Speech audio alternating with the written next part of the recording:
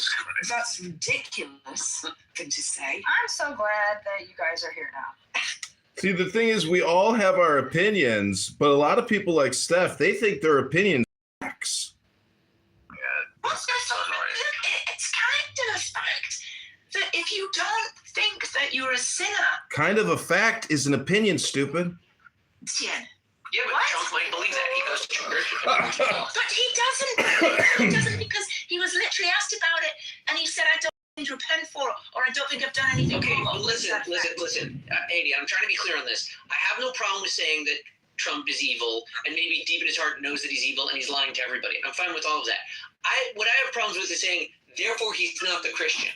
Like, I don't know why. Look, where does that come? Where does his wickedness remove him from the culture that he's saying he's not a Christian because we're saying he's not a Christian because he doesn't recognize Jesus as his Lord and Savior. He doesn't think he's a sinner. You're only saying that because you're saying he's lying. I'm not saying he's not. He's telling the truth. He's telling the truth. He doesn't think he's a sinner. And he said it over and over again. The other reasons are he's just obviously not religious. Are you people fucking neurotic? Are you fucking mental, man? The fuck is wrong with you people? He's cheated on all his wives, and he is not repentant. He doesn't think there's anything wrong with any of his babies. Are you fucking mental? You're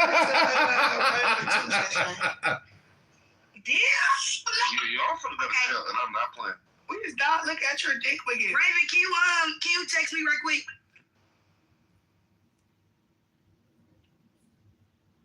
Sensitive to us, the way they are to the streets. That's just who they are. You know what I'm saying? But they don't understand that. Ain't no nigga being sensitive in the streets, girl. You cut me off, but you cut me off. So did she cut you off? Did she cut you off? Yeah, she did. I thought I was tripping. I just see how they be wanted. Okay, this is Trump as a God King, the best Christian of all time.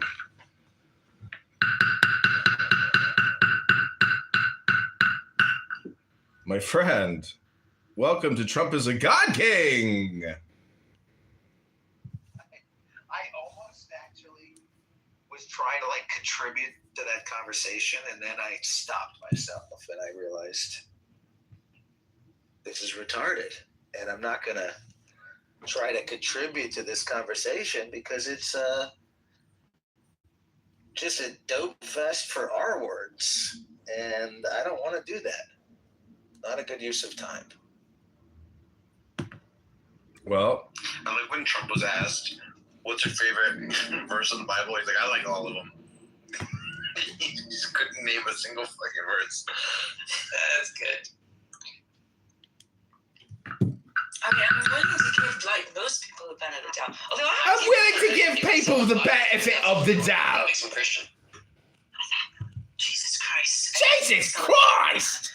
Yeah, so can the Pope, and he's not a Christian either. Like he nicks everybody. Selling Bible is a good standard for whether or not you're a Christian. In terms of the commandments that Christians gave to their offspring, it was to spread the word. And if he's literally publishing Bibles and selling them, I got some new books in the mail. Okay, we're just gonna leave that room. Let them be. Let those Christians simmer. They're in a crock pot of despair.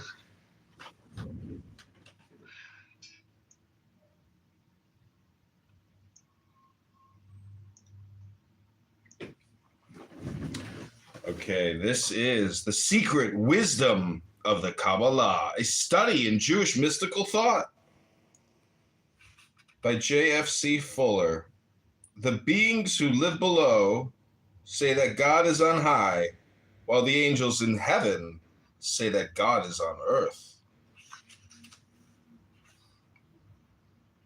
This is book number 93 of 220 limited copies. Preface: this small book is in no sense a treatise on the Kabbalah. Instead, it is a speculative study on one of the several secret doctrines which it contains, and I believe the key doctrine of all the others. Should this be correct, then it follows that unless this doctrine is understood, the whole symbolism of Jewish mysticism must remain obscure. And it is this mysticism, so it seems to me, which constitutes the foundations of Jewish culture and Jewish aspirations. Granted that this is so, then it follows that the idea elaborated in this book is one of considerable importance, even if many of my interpretations are faulty, even if the whole of my readings are wrong, which is unlikely. This in itself does not necessarily invalidate the idea. For example, Columbus believed that the world was round, and he set out to prove it. In doing so, he discovered a new world, which, though it did not at the time actually confirm this idea, established a stepping stone to the circumnavigation of the globe, which did confirm it in an obvious and uncontradictable way. So also in this book, I have set out to penetrate the mists of Kabbalistic learning, not because I presume to be an adept in its mysteries, but because I suspect that they hide within them the idea of a new world conception, an idea which for 2,000 years has been struggling to take form. Should I be right in this belief, then it follows that once this form consolidates, from out of it will emanate a new ideology, which will exert so stupendous an influence upon our lives that it will constitute a world revolution. Nevertheless, I do not intend to touch upon this possibility in the present work, for all I will attempt to show that the idea is valid. Therefore, my object is solely to examine and explain it in order to establish it as a fact.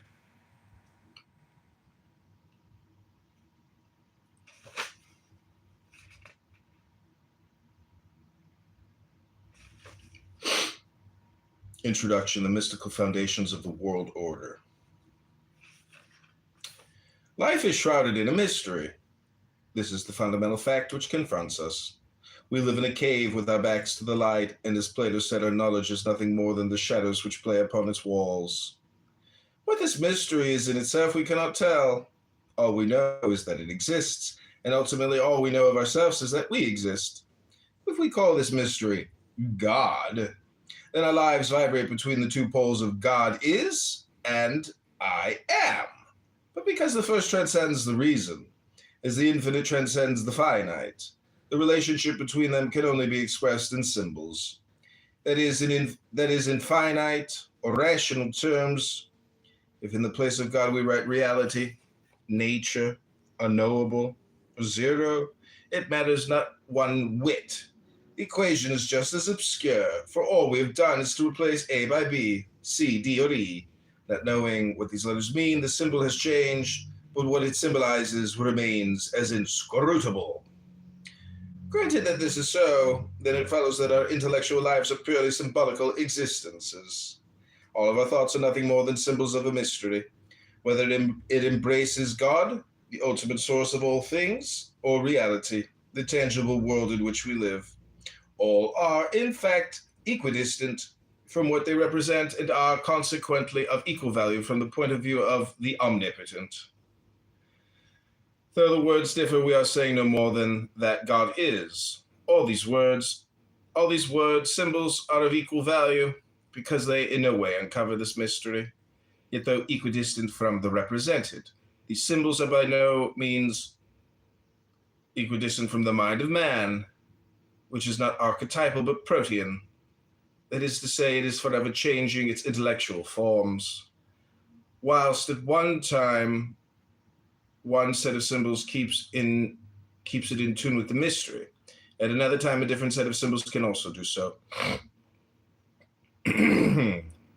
Consequently, though A, B, C, D, and E are all of equal value to the represented, they are by no means of equal value to the representer, ourselves. Granted that this is so, then it follows that symbols to remain potent must change as intellectual concepts change. For example, should we today declare that the universe is composed of minute, indivisible, and indestructible atoms of matter, we can expect no appeal from scientific mind, because the conception of the universe has changed, and the man of science is thinking in terms of electrical waves or waves of light. Nevertheless, these waves are just as much symbols as atoms are, and in themselves they explain nothing. Yet their virtue lies in that they fit better into the present order of scientific thought. That is, symbolically, they are not out of place. That's called reading a book.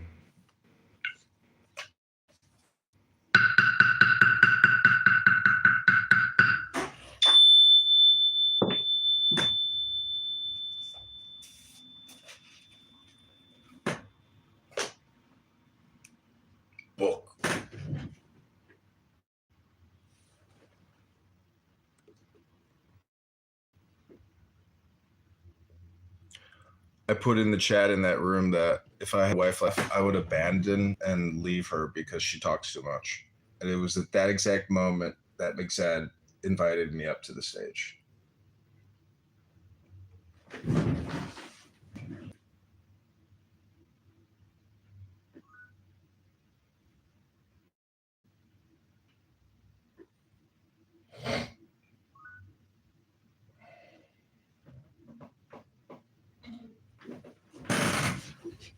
Michelle.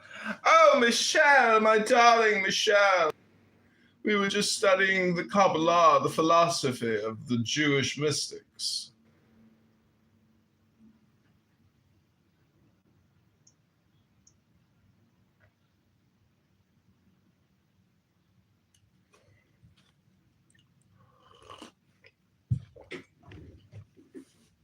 By the way, Michelle, this room title is facetious because people apparently don't understand what a joke is anymore.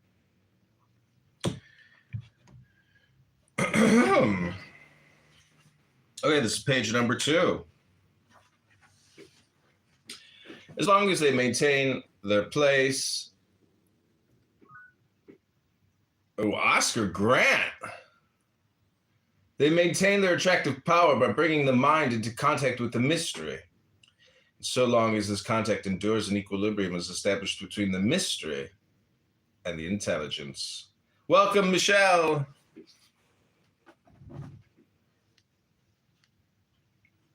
Hello, hello, hello. Can you hear me? Hello? Hello? Hello? Hey.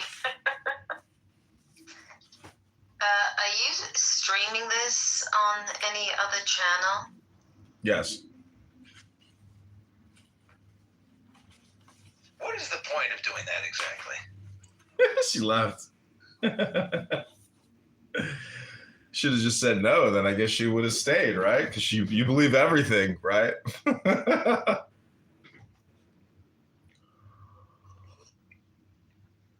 What I think is funny is that now her profile will show this room. So whatever I change the title to, or whatever we say, will show up under her profile.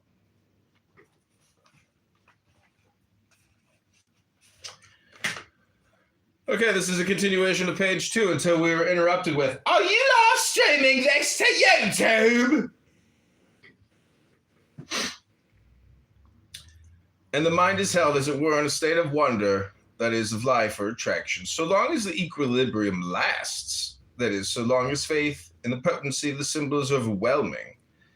Contentedness monopolizes the life of man, but directly this faith declines, discontent intervenes, and it is in discontent that must be sought the origins of all world revolutions. Why is this so? Because the finite can only find succor in the infinite, potent in the omnipotent, the limited in the unlimited, the mortal in the immortal, the child in the mother. Cut away the greater, and the lesser is bereft of hope. It is like a ship drifting on a shoreless sea. She may be well built, well stocked, and bravely manned, yet her destiny is foreordained, having no port to put into. Sooner or later, she and her crew must sink beneath the waters and be lost forever. When this doom encompasses mankind as today it would seem to encompass it, man does not so much wring his hands in despair as drown his hopelessness in physical enjoyments. Let us eat and drink, for tomorrow we die. Become the passwords of the age, and the more the succession gains sway, the less does wonder illumine his path. Until the age enters its eclipse, love becomes lust, the noble ignoble, the beautiful hideous, the generous selfish, and all is lost in the scramble of greeds. It is in this dismal darkness that Satan materializes, and Satanism becomes a cult. The symbols go on, potent and impotent, but now they are turned upside down, for fear is hope reversed. What causes this vacuum into which fear rushes? A breakdown in the equilibrium between the mysterious and the intelligible. And there is the greater mystery between God and the mind of man. So also is there the lesser mystery between mind and the body of mankind. The knowing are few, the ignorant are many. What to the one is supreme goodness, to the other may prove to be a deadly poison. As Adam, eating of the tree of the knowledge of good and evil, lost Eden, so throughout the ages have the wise kept wisdom to themselves, imparting to the multitudes only just sufficient knowledge to fill them with wonder, guarding against giving too much, lest wonder intoxicates them and turns them mad. When this wisdom has been observed, an equilibrium has been established in the social order, and when it has not been observed, chaos has always held sway. The society or a civilization seldom perishes by the sword. Nearly always it perishes through a defamation of the mysteries which held it in equilibrium. When Ham uncovered his father's nakedness, he was cursed. So also was Prometheus, punished for stealing fire from heaven. Thus it happens that a people or a civilization is cursed when its rulers uncover the mysteries in the public places. When the symbols are made cheap, they are misunderstood. They cease to be symbolical and become real. Idols in the eyes of the multitudes. When the multitudes dance round the golden calf, then are the tables of the law cast upon the ground. All this may seem strange to us today, when everything is trumpeted about, is trumpeted abroad, sold for gold. There is no righteousness in the land, when love and lust, sorrow, tragedy, and excitement are sold for a penny in the newspapers, and when all that is sacred and vicious is broadcasted around for much less. The exploitation of the mysteries is the order of this age. There is no secrecy, except that of exaggeration and untruthfulness. Yet may not it be said, is not the progress of today due almost entirely to publicity? Yes, it is undoubted. But what profits progress if the world is to be filled with discontent? Freedom is a sublime mystery. But when this mystery is vulgarized, it becomes anarchy.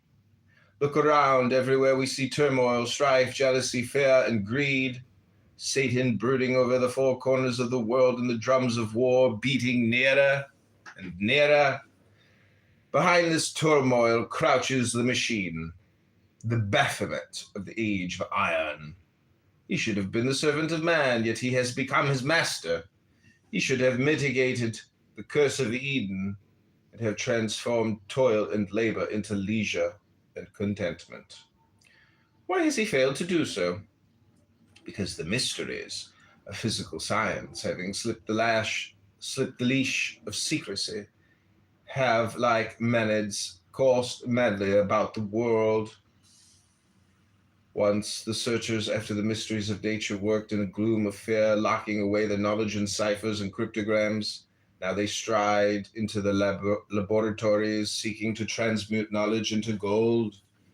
When the people cannot understand their jargon, they fall back upon the pen of the novel writer, transforming scientific fact into romantic fiction. Why has science failed us? Because the wisdom of the few has been cast like pearls before the swinish ignorance of the many.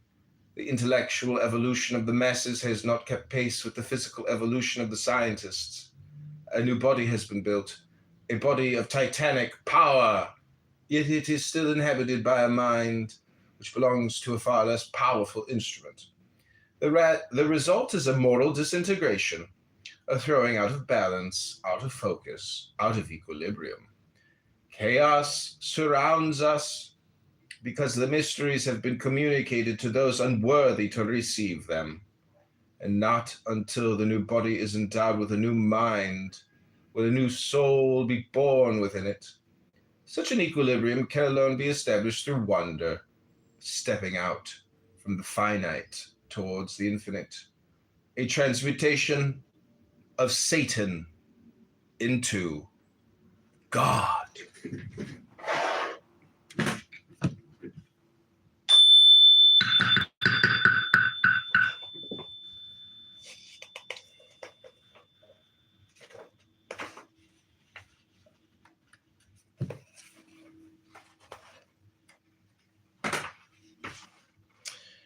Transcendental knowledge.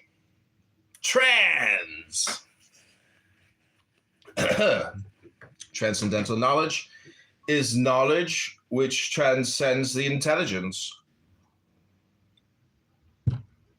Yet it need not therefore be acknowledged. It need not therefore be knowledge which is beyond the focus of the mind.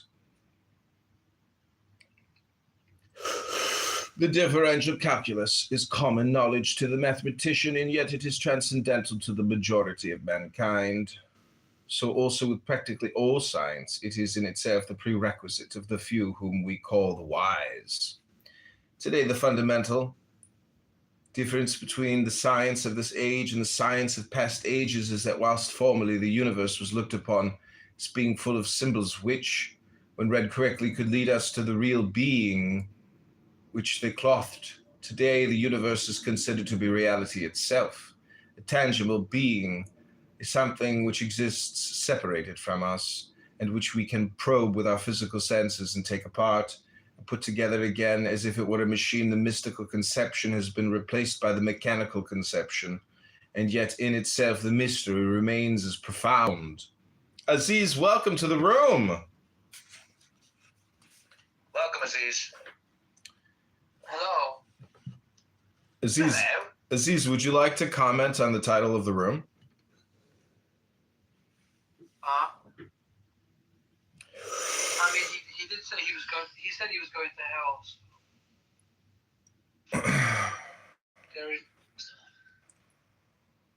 He was on the plane. He was like, "I'm gonna go to hell." He said that? So, yeah, he said that. He said that on his jet. He was doing an interview. He goes, "I'm gonna go to hell. I'm probably gonna go to hell. I'm probably gonna go to hell." He said that. I can. Wait, but what? About what? Shall I play it? Shall I play it? Yeah, play it. I don't want to misquote him. You know what I mean? So let's. Can you play the latest episode of the Zach's Mom podcast featuring Zach's dad? Because I made a new AI theme song for the Zach's Dad podcast. I was listening to your music yesterday, John. I don't know if you were around. Oh, here we go. But it was playing music. It was playing like a lot of like Take the Deepest Breath of the Day and The Man Has the Right to Think What He Will. But then it started playing Everything Bagel. I got a really good Everything Bagel from the deli. Yeah, here we go. You had talked a couple of weeks ago, you were doing an interview, and you talked about how you hope to end the war in Ukraine because it might help you get into heaven. How does this help? Does this help? I mean, I'm being a little cute. I don't think there's anything going to get me in heaven. Okay, I really don't. I think I'm not maybe heaven bound. I may be in heaven right now as we fly an Air Force One. I'm not sure I'm going to be able to make heaven. But I've made life a lot better for a lot of people. And, as an example, had the election of 2020 not been rigged, you would. So, yeah, he just waffles off. We get the point. Yeah. Well, I think that's showing humility. Do you think you're going to get to heaven, Aziz? Yeah, I think I'm a great person. Yeah, Do you think you're going to get to heaven? Mm-hmm. Haven't you called me like a scumbag or like a cockroach or something, or F word? Haven't you called me the F word? Yeah. Well, do you think that's nice? Do you think that that's very good? No. Do you want to repent? Would you like to take this opportunity to repent? I've accounted for my sins. You've accounted for your sins of calling me the F word? Yeah, I think in the moment I felt you deserved it. You think that your savior, whoever it is, the Muslim version of Jesus? Mm-hmm. Well, do you guys have like a Jesus type? Jesus. We believe in Jesus, so we don't have a version of Jesus. We actually. Does your heaven have gates? Are there pearly gates, or is it like? Are there gates of heaven? I mean, there's definitely a list of people that can't get in, people that can. So it's gated in that sense. What about you? You're a Jew, right? Do you believe it? You don't believe in heaven, right? There's no real heaven, right? I don't know, to be honest with Jews you. I don't don't believe really in know what I believe. No, you guys don't believe in heaven. You have like a. I'm a Jew ethnically first. Does that make sense to you? Not really. No. Well, so, for example, you're a fucking Paki, right? So you're a Paki first. No offense. I'm not offended. No offense. I know you're a British guy. You were born in London, right? And you're a fucking Jew. Exactly. That's my point to you. But were you born in London? I was born in London, yeah. So what is the religion? I guess Pakistan is the same religion. So you guys all have the same religion, but like Predominantly. Well, I was raised to be very Jewish, but I wasn't really raised with the Jewish religion so much. And then when I got into religion, I learned about all the religions of the world. And so I have a very comprehensive set of religious or spiritual beliefs, not just Jewish. So I am what do you Jewish believe? the same way that Do you you're a believe, fucking Paki. So what do you believe? I will always way that can be named. I believe that whatever you can believe in, whatever can be believed in, is probably not the eternal way of the world. Because I believe that the answer to like what happens after we Is it die racist if I call you a fucking Jew? Is it racist if I call you a fucking Jew? Well, because it's depends on your tone. Well, not racist, anti-Semitic, right? Isn't that what we say? That's what they say. Is that I believe anti-Semitic? it's pronounced anti-Shemitic. Okay, Rabbono Shalom, I'm going to try to save the R word for later.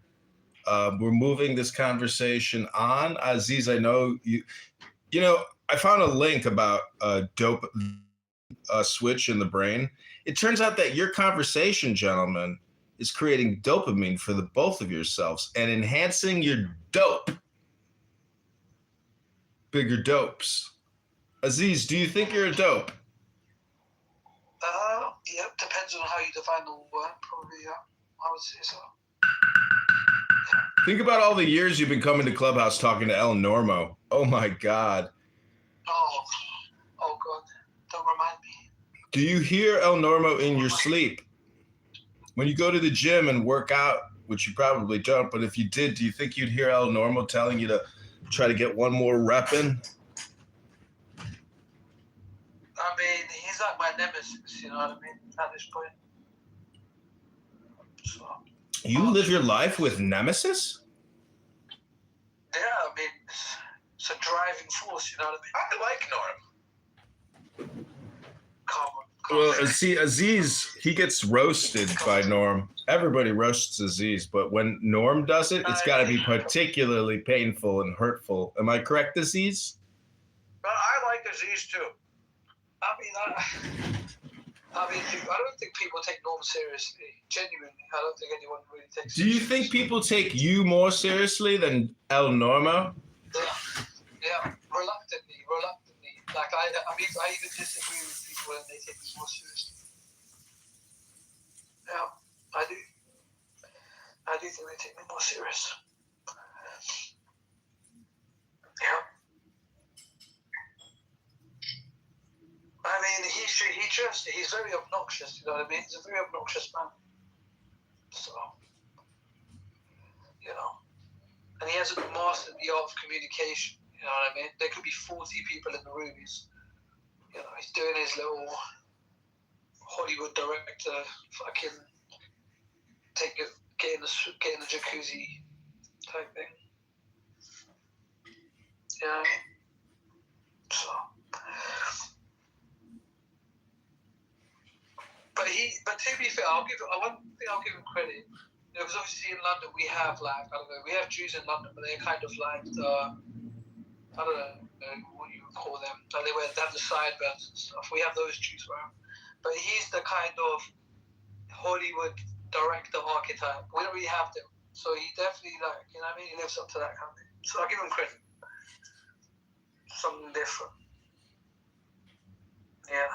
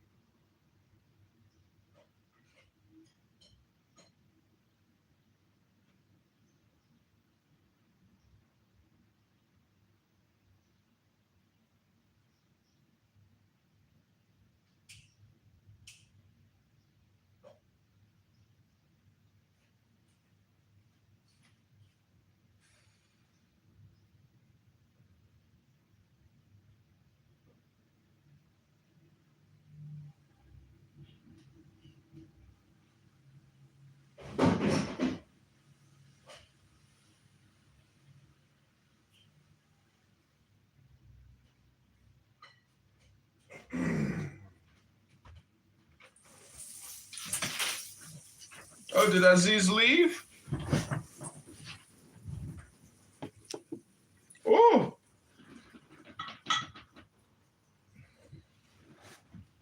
The dopamine dried up.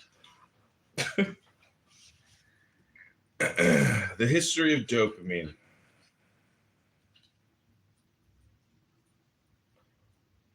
Okay, this is continuing on the secrecy of transcendental knowledge.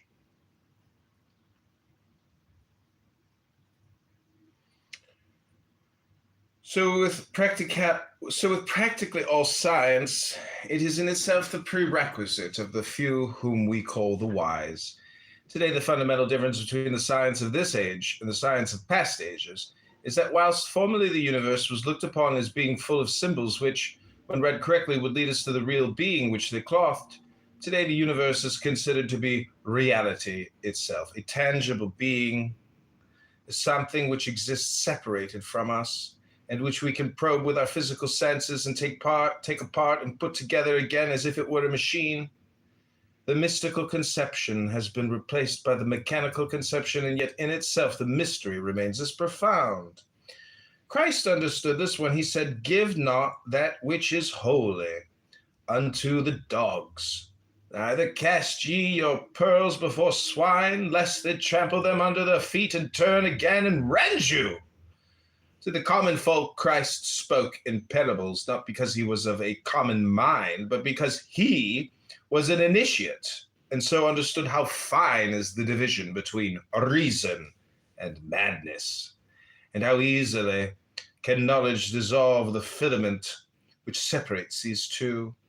This essential wisdom, and wisdom is largely the application of knowledge to circumstances, has always been realized in the East amongst the Jews, and Christ was of that race. We find it firmly established, and it is not a mere coincidence, that the Hebrew word sod, which means mystery or secrets, has the same numerical value, namely 70, as the Hebrew word which represents wine, for mystery can intoxicate as well as refresh. The mysteries of the early Hebrews, closely guarded by the sons of the doctrine, and it would appear that many of their secrets were derived from Egypt and later on from Babylonia. We are told that Moses was learned in all the wisdom of the Egyptians, and that in the first 4 books of the Pentateuch, he was esoterically laying down the principles of the secret doctrine. He initiated 70 elders into the mysteries, which they transmitted from mouth to ear. Generally speaking, the initiates led an ascetic life in order to separate themselves from the ignorant and unwise, so that they might guard against divulging their doctrines. In these distant days, the mysteries of nature and what is now called physical science form part of the hidden cult. Thus Pythagoras, Anaximander, Nicetas, Heraclitus, Aristarchus, Selenius, and Ecphantus believed in the rotundity of the earth or in its movement. The first of these philosophers holding that each star was a world possessing its own atmosphere and surrounded by immense spaces of ether. But this knowledge was never popularized for fear of upsetting religion, by means of which authority over the ignorant masses was maintained. Early in the 4th century AD, we find Lactantius writing, "It is absurdity to believe that there are men who have feet above their heads. In countries in which all is inverted, in which the trees and plants grow from the top to the bottom, we find the germ of that era among the philosophers who have claimed that the earth is round." St. Augustine held a similar opinion long before Copernicus wrote his book Revolution of the Heavenly Bodies, about 1542 AD.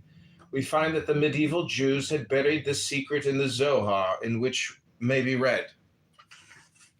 In the book of Hamanuna the Old, we learn that the earth turns upon itself in the form of a circle, that some are on the top and others below, that all creatures change in aspect, following the manner of each place, keeping, however, in the same position. But there are some countries of the earth which are lightened, whilst others are in darkness. These have the day when for the former it is night. There are countries in which it is constantly day, or in which at least the night continues only some instants. These secrets were made known to the men of the secret science, but not to the geographers.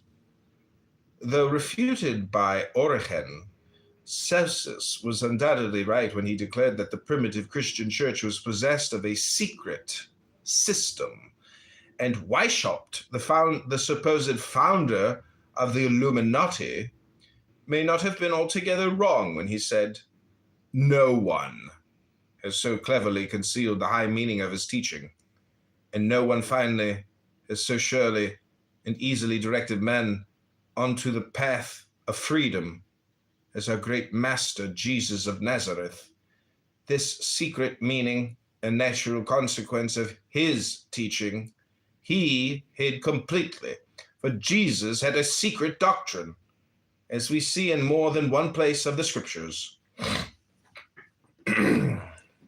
Well, this is so not, there can be no doubt whatever that the Bible is a mystical work containing a secret doctrine, which is only known to those who have been initiated into it. What part of this doctrine will be discovered later on in this book. From this brief excursion into the past, it will be seen that secrecy has played an important part in human history.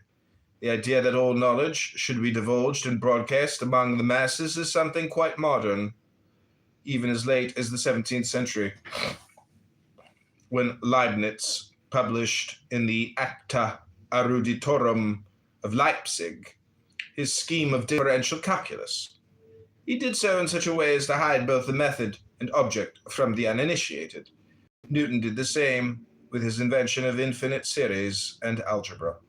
As far as it was understood by the Arabians, was as a secret known to and hidden by certain Italian mathematicians for 300 years.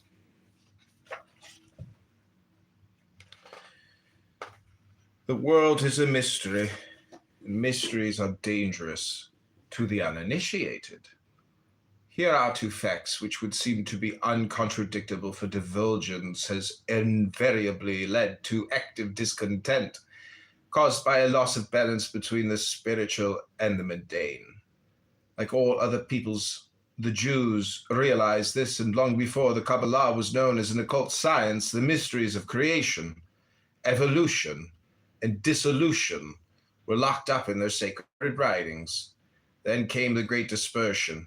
A small people bereft of nationship was cast into a dissolving world, and almost simultaneously a new cult arose called Christianity, a Jewish heresy. The reaction on Orthodox Jewry was instantaneous, for a tension was established which later on led to the persecution of the Jews, whereupon the secrecy of the doctrines took on an accentuated form. For self-preservation had now to be added to non-revelation.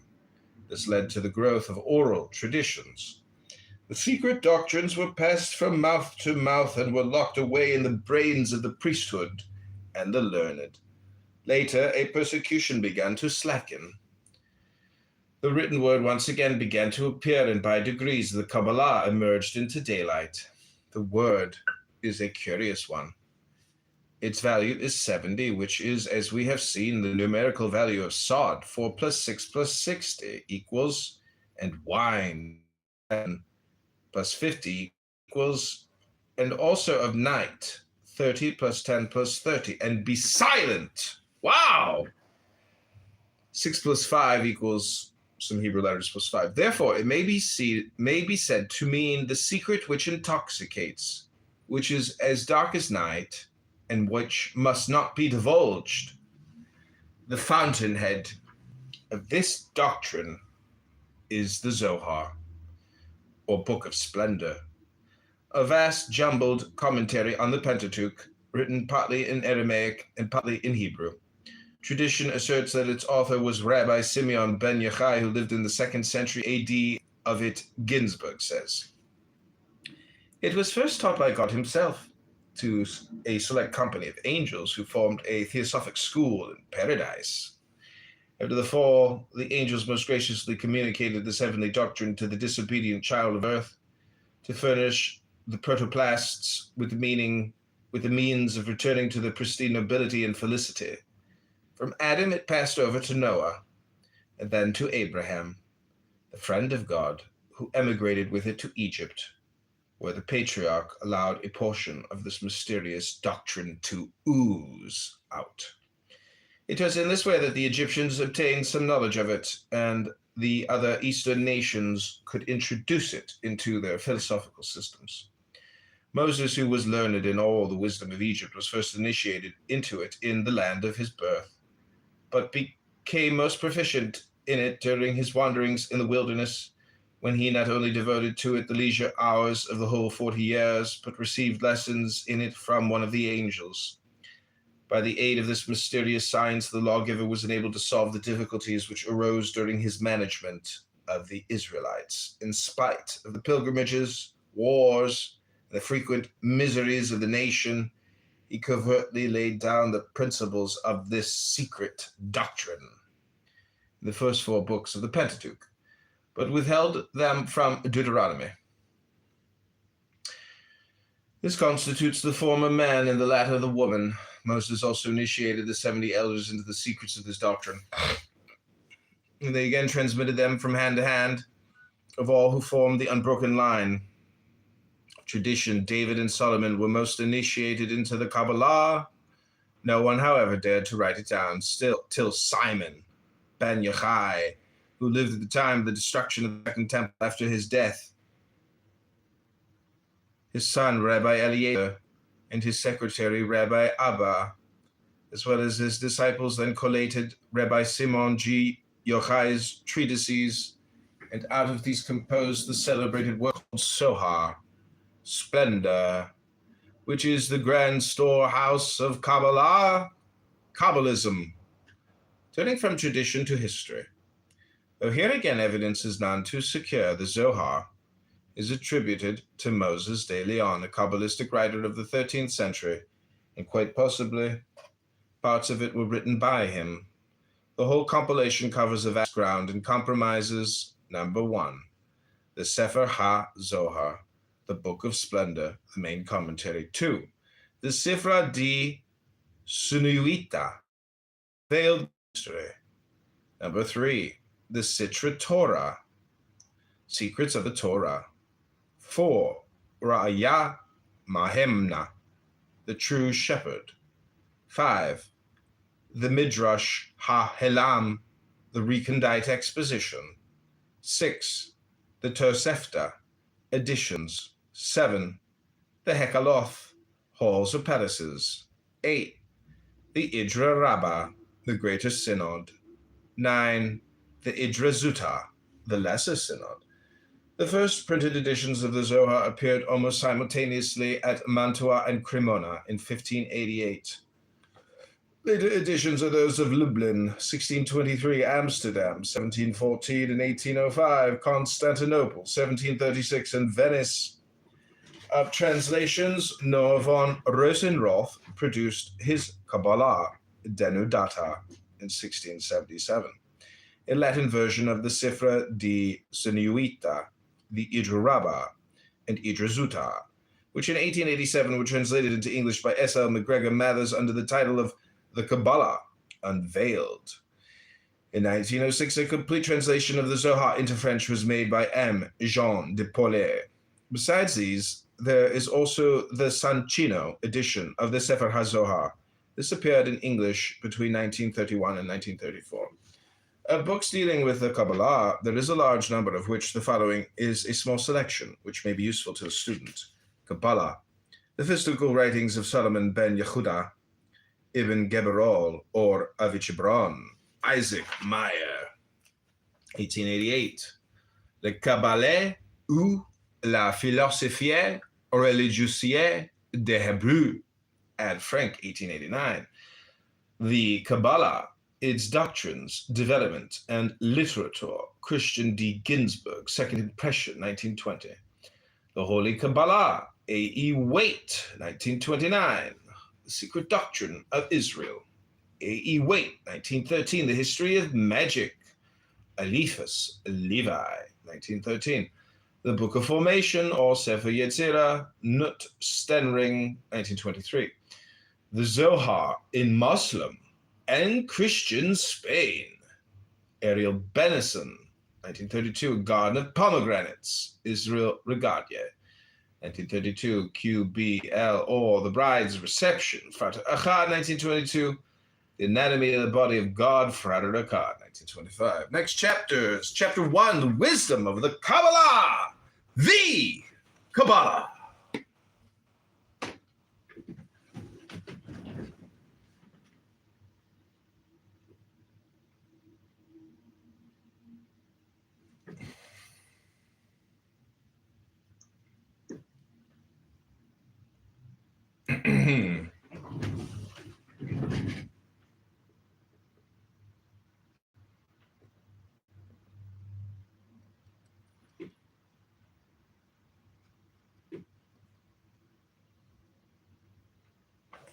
I have another room open. I think it's funny how people come into other rooms, they raise their hand, and if they don't immediately get brought up, they just leave. So what does that tell you about dopamine? It dried up, or it never formulated.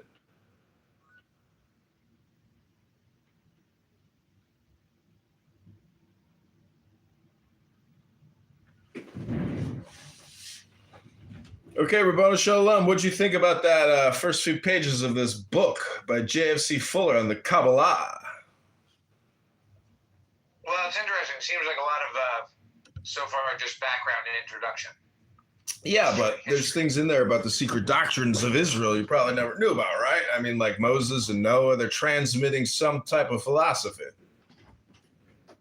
They're transmitting something. Is a fart just air passing over a turd?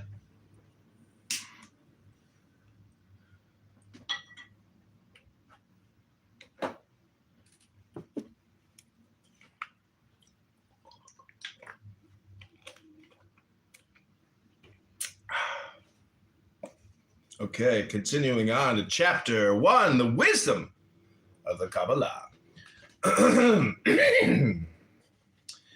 The Kabbalah is not a holy book, as are the Vedas, the Bible, and the Quran. It is not a book at all. Instead, it is a secret traditional knowledge. The hidden thought of Israel, which like gold embedded in rock, is to be found only after much labor. In many Hebrew works such as the Torah, the Talmud, the Mishnah, the Midrashim, Zohar, and scores of other books, the bewildering nature of which may be recognized in a few minutes by glancing through a Talmudic by Paul Isaac Hirschhorn. The word QBLH in Hebrew is spelt in many ways, such as Kabbalah, Kabbalah, Kabbalah, Kabbalah, and even though quite incorrectly, Gabela. It is not derived from such fantastic origins as the name of Kapila, the Indian philosopher, or from the name of the goddess Cybele, for the word simply means reception, something received, an oral transmission, an oracle, or the spoken word. And the reason is, as we have already mentioned, that for ages the Kabbalistic doctrines were not set down in writing or print, the Hebrew considering them too secret and sublime a wisdom for the common eye. This wisdom is formed within a vast number of doctrines, such as the nature of God, the mystical cosmogony of the universe, the destiny of the universe, the creation of man, the immutability of God, the moral government of the universe, the doctrine of good and evil, the nature of the soul, angels and demons, the transcendental symbolism of numbers and letters, the balancing of complementary forces. All these many problems are divided under two main headings, the theoretical and the practical Kabbalah. The first being again divided into the symbolical, dogmatic, and speculative branches. The first main division, that is the theoretical, is philosophical. The second is magical and is largely elaborated around the Masse Macabre, the chariot of Ezekiel, and the four animals which are also mentioned in the Apocalypse. Out of this magical Kabbalah, much of the magic of the Middle Ages was developed.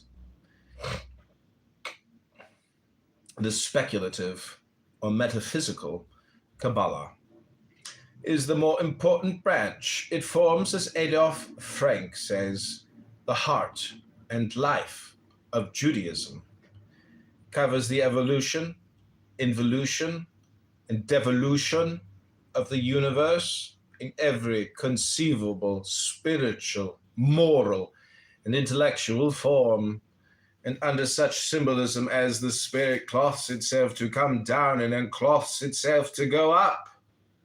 And again, in Ecclesiastes, who knoweth the spirit of man that goeth upward, and the spirit of the beast that goeth downward to the earth? All these doctrines are wrapped up in the most complete secrecy. They form, in fact, the ancient sod, or mystery of the Hebrews. Woe to the man who sees in the Torah, law, only simple recitals in ordinary words, because if in truth it only contained these, we would even today be able to compose a Torah much more worthy of admiration. The recitals of the Torah are the vestments of the Torah. Woe to him who takes this garment for the Torah itself. There are some foolish people who, seeing a man covered with a beautiful garment, carry their regard no further and take the garment for the body, whilst there exists a still more precious thing, which is the soul. The wise, the servitor, supreme king, those who inhabit the heights of Sinai, are occupied only with the soul, which is the basis of all the rest, which is the Torah itself. And in the future time, they will be prepared to contemplate the soul of that soul which breathes in the Torah. This idea is again set forth in the Zohar in the following allegory. Like unto a beautiful woman hidden in the interior of a palace, who, when her friend and beloved passes by, opens a moment a secret window and is only seen by him, then again retires and disappears for a long time.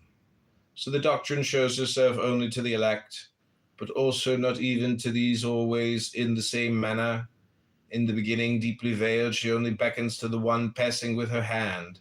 It simply depends on himself if in his understanding he perceives this gentle hint. Later she approaches him somewhat nearer, and whispers to him a few words, but her countenance is still hidden in the thick veil, which his glances cannot penetrate. Still, later, she converses with him, the countenance covered with a thinner veil. After he has accustomed himself to her society, she finally shows herself to him face to face and entrusts him with the innermost secrets of her heart. Sod. It is, according to the book of Proverbs, the glory of God to conceal a thing. Gloria Dei est celare verbum. With the lowly is wisdom. That his wisdom belongs to those who have conquered the arrogance of the rational faculty. Moses is looked upon as such a one. He kept the secret law secretly and orally transmitted it to the elect. Also, he compiled the public or exoteric law for the multitudes. These two categories of laws are distinct, but frequently the second envelops the first. And as pointed out in the introduction, the uncovering of mysteries before the uninitiated is wrought with infernal dangers, for to do so wantonly is to blaspheme against the mystery of God, as Eliphas Levi writes. Woe to those who lay bare the secret of divine generation to the impure gaze of the crowd. Keep the sanctuary shut, all ye who would spare your sleeping father, a mockery of the imitators of Ham. The veil of Isis is not lifted with impunity. Curiosity blasphemes faith when divine things are concerned. Blessed are those who have not seen and have believed, says the great master. The origins of the Kabbalah.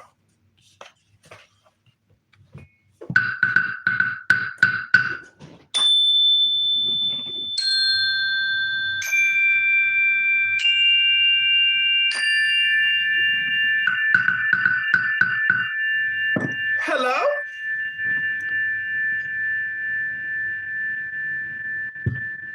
Yochanan, do you want to say anything? Oh, he left.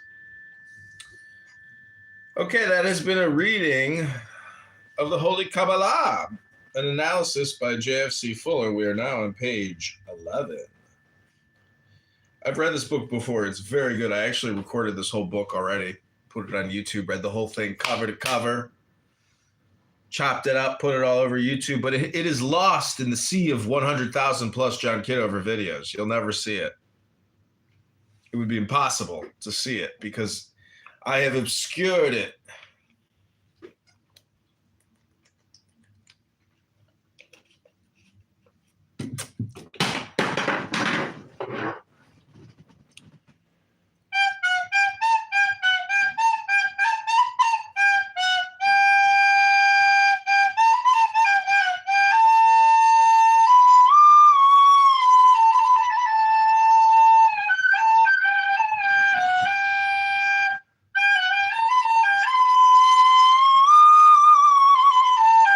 Never had one lesson. Okay, this is known as a Jew harp.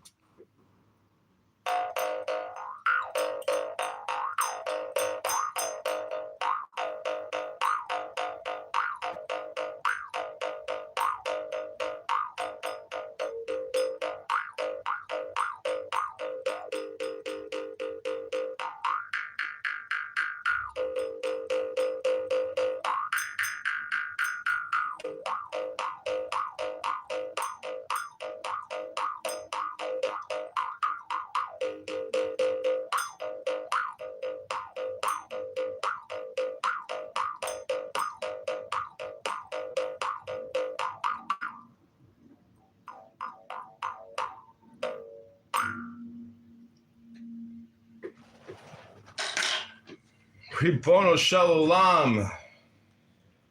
Have you said Ribono Shel Olam yet today, my friend?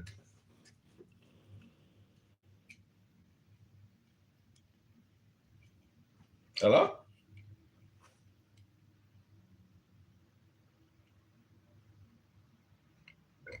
Sorry, I'm working on a basket here. I'm at a crucial basketing stage. Yochanan is back. Yochanan. No, he's not here. He's gone. But what I give you is another, it's the same room we were just in. Let's just give them a 60-second gaze and see what they're talking about. Gaze into the abyss. Oh, people have left. They got their full of And the see, when I was looking up on the church, on like the kind of churches they have up there, they have some really beautiful old Catholic churches in Albany. I might have, maybe I could, when I go, if I take her one day, I want to be able to go there just to see it. I don't know if you know this, but Barth is a meth addict. And yesterday he said that he can't go to work because he doesn't have any I meth. remember every time I drove through it, going to New York City. What? He's fiending? It's really beautiful. He's been taking Adderall for 20, 30 years. There's a lot of like nice resorts and shit like that. Not resorts. What do you call them? Camping and shit. Oh, hell yeah. Not even just camping, like old buildings. Just old, like the old. He's a meth addict. Like the old money in this area really is in like. Well, the Long question Island, is, would you rather be a meth in addict Westchester or a weed Westchester, addict where I'm and a clubhouse like, addict? or Connecticut. Is there Long Island? I'd prefer to be addicted to sobriety, I think, No, at the end of the day. Connecticut- No, Long Island is an island off of New York City. Oh, but it's part of New York? Yeah. Oh, okay.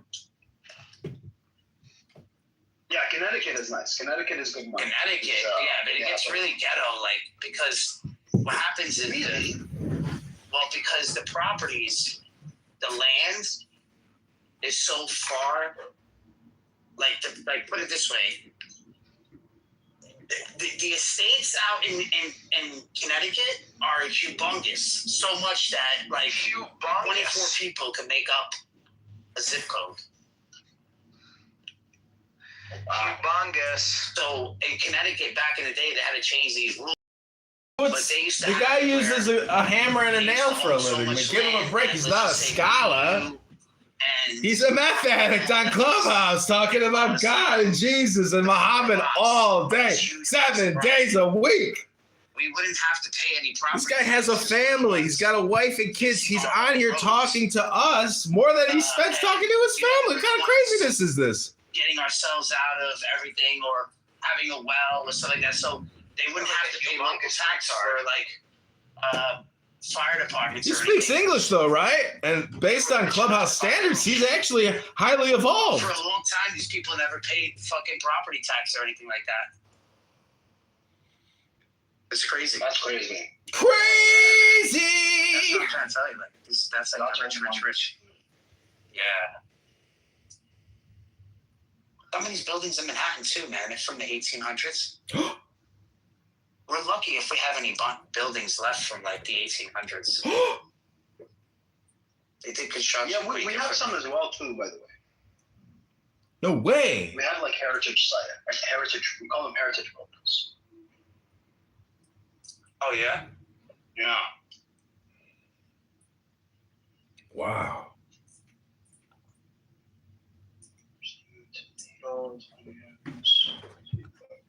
Have you lost any weight? He's also on peptides, by the way. Yeah, I'm good with my weight. Could you imagine losing weight but never going to the gym, my When I friend? started this app 2 years ago, I weighed 240 pounds. Wait, how tall are you? I'm 6 foot. That's a lot, man. 240 for 6 foot, still a lot. Yes. Yes. That nigga Now I'm down to 196. Wow! I haven't weighed this less, bro, since high school. 196. I'm not fat. Hasn't weighed this less. Like, I have no stretch marks or anything like that. Because I don't know, I guess I'm just a big guy. I was a terrible But student in junior high when it came to English and grammar and all that. 180 and then I guess I barely got through it, but thank God I started reading books, because if you suck at grammar and you suck at words and communicating, oh my God, there's this thing called a book. And the more you read, it turns out that you're like absorbing what people are writing who are gifted writers. That's all right. I lost a little bit on my legs and shit. I don't think it's like necessary for me to have the legs are the most my quads. Especially I don't think my quads have to be fucking maxed out anymore. I'm not riding a BMX bike. Legs are the most important, especially as you age. I'm not roller skating anymore.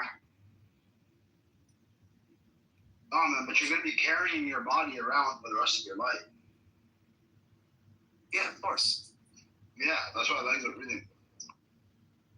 Really? Of course. I think your knees are the most important. So fuck do you think a leg is? Yourselves out of everything or having a well. My friend, he was also a prisoner, and he was put in solitary confinement for an extended period of time. Like drink collagen, you know, bone broth, shit like that.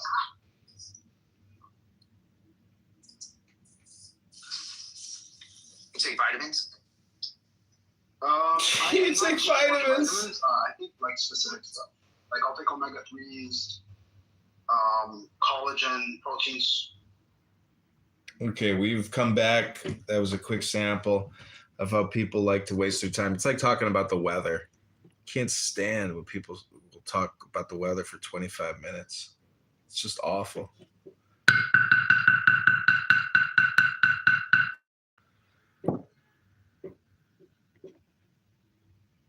Okay, continuing on in the Kabbalah, the secret doctrine.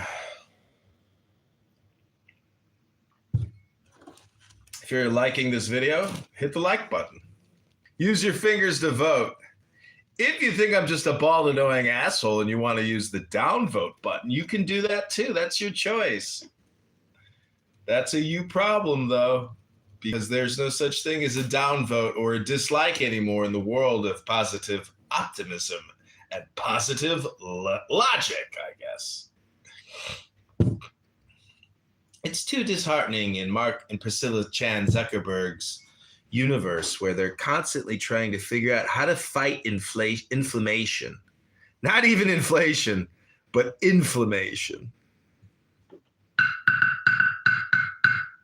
And why do they have to fight the inflammation?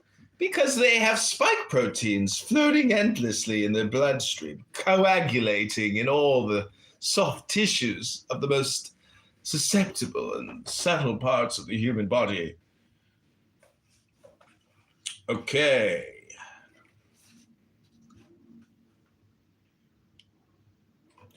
The origins of the Kabbalah. The origins of the Kabbalah are primeval. They are lost in the mists of legend, magic, folklore. They have grown through a process of mystical integration until they have absorbed all the great myths of the world.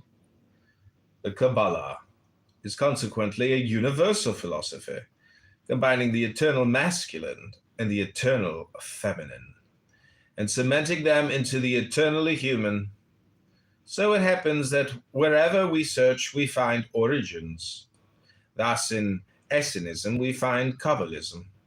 The Essenes were not to divulge the secret doctrines to anyone, carefully to preserve the books belonging to their sect and the names of the angels or the mysteries connected with the Tetragrammaton and the other names of God and the angels comprised in the Theosophy, as well as with the cosmogony, which also played so important a part among the Jewish mystics and the Kabbalists. But long before the Essenes existed lived the Kabbalah. Aryan and Chaldean esoteric doctrines percolated into it. In Egypt, the mysteries of the sun god, the moon god, of Osiris and Isis impinged upon it. Assyria and Babylon gave it much. Not a very little may be traced to the Vedas, the Upanishads, the Bhagavad Gita, and the Vedantas, and much of the practical Kabbalah to the Tantras, more especially. Historically, the main point of interest is that the Kabbalist is an inveterate plagiarist. He never hesitates to copy, to absorb knowledge from outside. His doctrines, being secret, are vastly attractive. They suck in all mysteries, digest them into a universal form. Consequently, there is both grist and chaff in the Kabbalah, a medley of wisdom and nonsense which often defies separation. The outstanding advantage of this plagiarizing is that it offers something to everyone.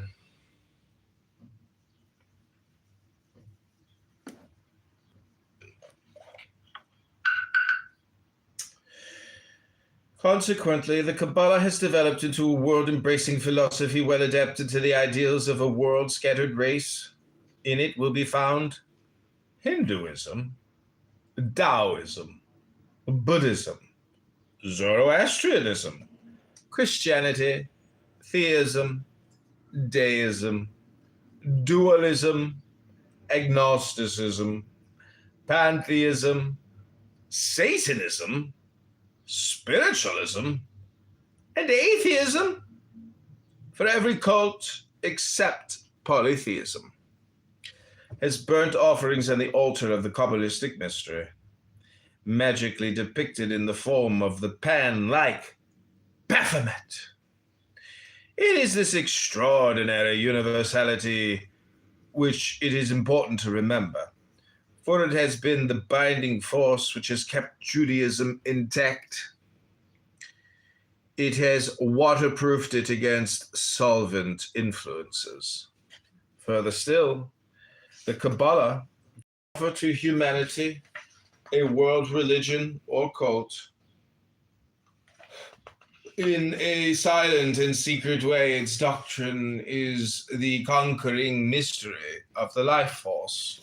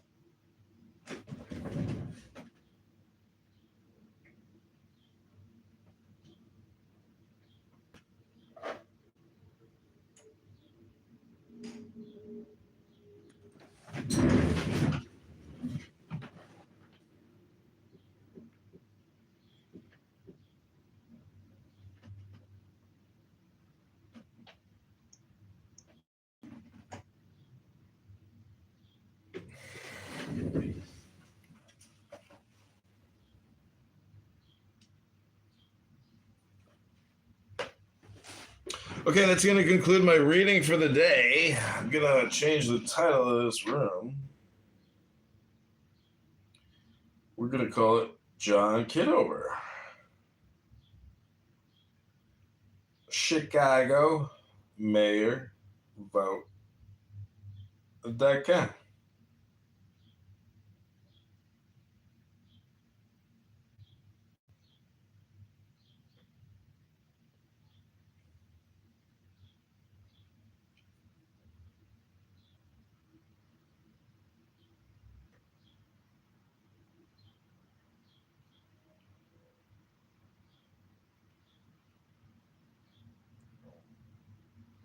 Okay, I'm going to bring you back to the Christian dopamine room.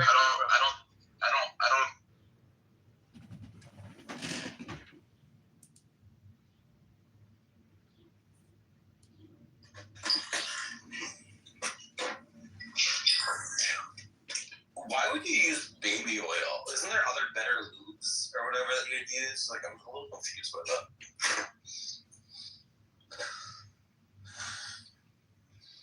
Bro, he was putting GHB and like fucking and like MDMA in the fucking baby oil, bro. Oh, he's putting drugs in the baby? Yeah.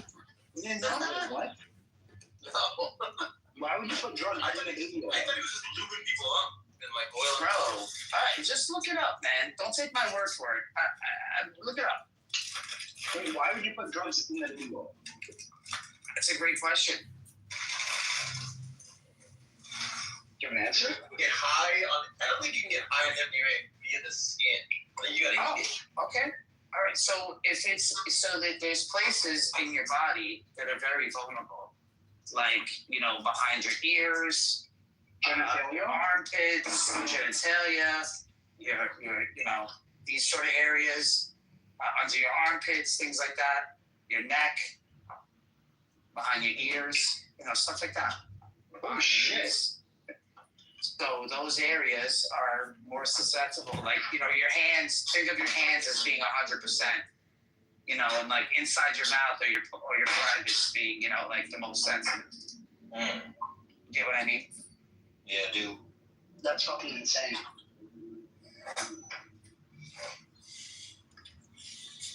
That is fucking.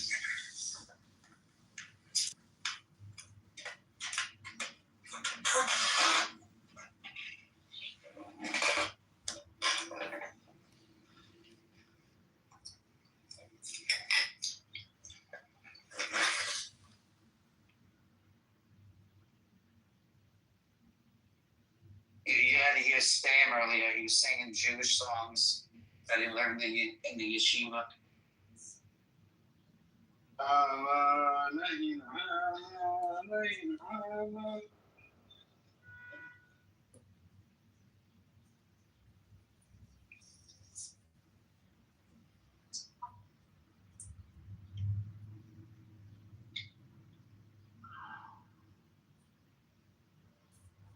talking about Rome. Like in Rome, infanticide was a very common practice. Okay, can you go get something and like just put that up so I can put that up there real quick? I can find something. I mean, infanticide was pretty big. Why do you think Christians were against abortion? Because of infanticide. Well, why don't we also, while we're waiting for this wonderful little link from Donnell here, why don't we also just Once again, hold on one second, Kitty. I'm sorry. Like once again, I'm making a cultural argument. Like that's still going to defer to some kind of cultural phenomena, right? And then, like even in the same scenario here, you know, it's still reduced. Like you wouldn't say that's so, but go ahead for the conversation. Yeah, I'm happy to go on. Sure, fair enough. What were you gonna say, Katie? really, honestly, it's more or less to everyone, but especially Carlos, who has this weirdly unique concept of treating. So I firmly believe that you are understanding that life happens at fertilization, which is beautiful. But oh, great! Now there's 2 Johns. But then I just don't see how you cannot make the correlation between that. And if you look at abortions, and I'm saying over the course of the past decade in America, the numbers are not traveling down; they're going up. So it went from like 95% to less than 95%. From education, from for being precautious of it, for having Planned Parenthood and everything else, that less than 95% are due to these heinous acts such as rape, incest, or God forbid, the mother dies, or the baby and the mother dies. So you're looking at less than 95%. Over 95% of all abortions in America. Hello, Mighty Regal Green Bean. Put me in the queue after Kitty's done. I'm done. You can go on, but I'm just saying. I just want to say based in abortion. Oh, was that just a comment? Oh, I was requesting to be put in the queue with other speakers. If Glorious Green Bean Regal could put me in the queue. Okay, but Universe, you're also Aleister Crowley, so. Yeah, why are there 2 of you? Why are there 2 of you? 2 of you. You can't be 2 of you here. Well, the Oracle doesn't have to answer every question. I'm requesting 60 seconds to read from what's called a book. So what was your point? What was your point about the 95% that they represent? They don't like the 5% of like the rapes and the. Well, we're looking at less than 5%. Less than 5% of these so-called intruders, like you're talking about. So that means over 95% are not intruders. These are, a miracle of life. This is something that it takes an actual physical action of a wiener going inside a vagina and ejaculating. Whoa, that's disgusting. That's well, you know what's more disgusting? People killing babies. Okay, I'm done. Yeah, so I'll go after Carlos. I'm gonna go after you. Yeah, as I was saying to Regal just earlier, like I think it centers around consent. So when someone doesn't consent to the pregnancy, they may then view it as an intruder. So it wouldn't just be that 5%. A lot of the typical intruder cases, it would be, I don't want this pregnancy, I don't want this in my body. Therefore, the intruder analogy. It makes sense. In those 3, actually. That sounds very convenient. That sounds very, very convenient. It means that it is a physical action of a conscious decision, a responsible decision that one is making. And I'm saying that literally over 9. Okay, so this conversation is going to stop. Oh, I don't have to stop it. I'm just wondering, what's it about? The hokey pokey. Does anybody read books anymore? Or do people just talk all the time, endlessly? Yeah, welcome to Earth. Big Ted, what would you say are the secret doctrines and teachings of the Jewish people? I knew we should be talking. Yeah, what else are we supposed to do? Mixed, are you familiar with the secret teachings and doctrines of the Jewish people? Silence. No, it's. Do you know gematria, what the number 70 means, Mixed?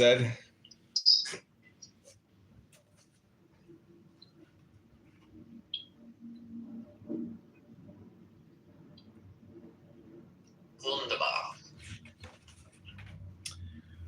The word is a curious one. Its value is 70, which is, as we have seen, the numerical value of sod and wine, and also of night, and be silent. Therefore, it may be said to mean the secret which intoxicates, which is as dark as night, and which must not divulge. The fountainhead of this doctrine is the Zohar, or Book of Splendor, a vast jumbled commentary on the Pentateuch, written partly in Aramaic and partly Hebrew. The edition asserts that its author was Rabbi Simeon ben Yochai, who lived in the 2nd century AD. Of it, Ginsburg says,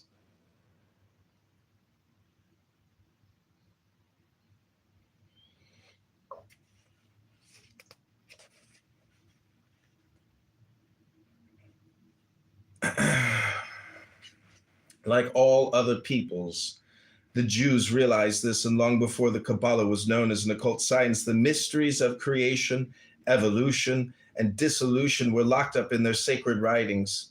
Then came the Great Dispersion. A small people bereft of nationship was cast into a dissolving world, and almost simultaneously, a new cult arose called Christianity, a Jewish heresy. The reaction on Orthodox Jewry was instantaneous, for a tension was established, which later on led to the persecution of the Jews, whereupon the secrecy of the doctrine on an accentuated form for self-preservation, now to be added to non-revelation. This led to the growth of oral traditions. The secret doctrines were passed from mouth to mouth and were locked away in the brains of the priesthood and the learned. Later, as persecution began to slacken, the written word once again began to appear, and by degrees the Kabbalah emerged into daylight.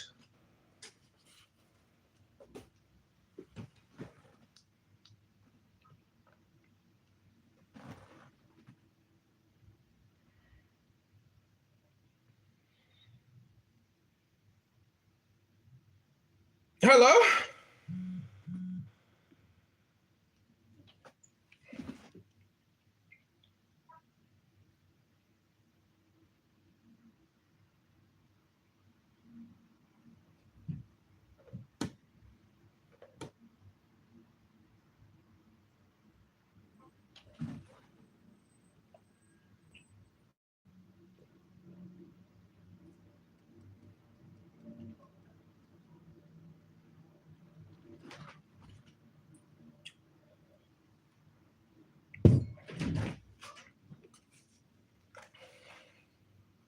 What do you think Moses was doing in the desert for 40 years? He was reading books, obviously. He was publishing books. 5. The philosophy of the Kabbalah is not difficult to define. It is a question of balance, of poise, and of equilibrium. But to explain what is meant by balance or poise is not so easy, and in place of attempting to do so in a few sentences, we will let this central principle evolve slowly on its own in this and the next 4 if you find chapters. yourself compelled to speak such that you find text to read out to others, you might consider exploring other sections of the library. Esoterically, the object of this philosophy is a return of the universe into the structure of the first atom. This mystery we will attempt to explain later on. Exoterically, it is the return of Israel to the Garden of Eden, the megalomania of the all-conquering Jew. The relationship between these two objects is that the second constitutes the protective shell of the first. The second maintains the Jewish peoples intact, and this intactness enables Kabbalistic wisdom to evolve.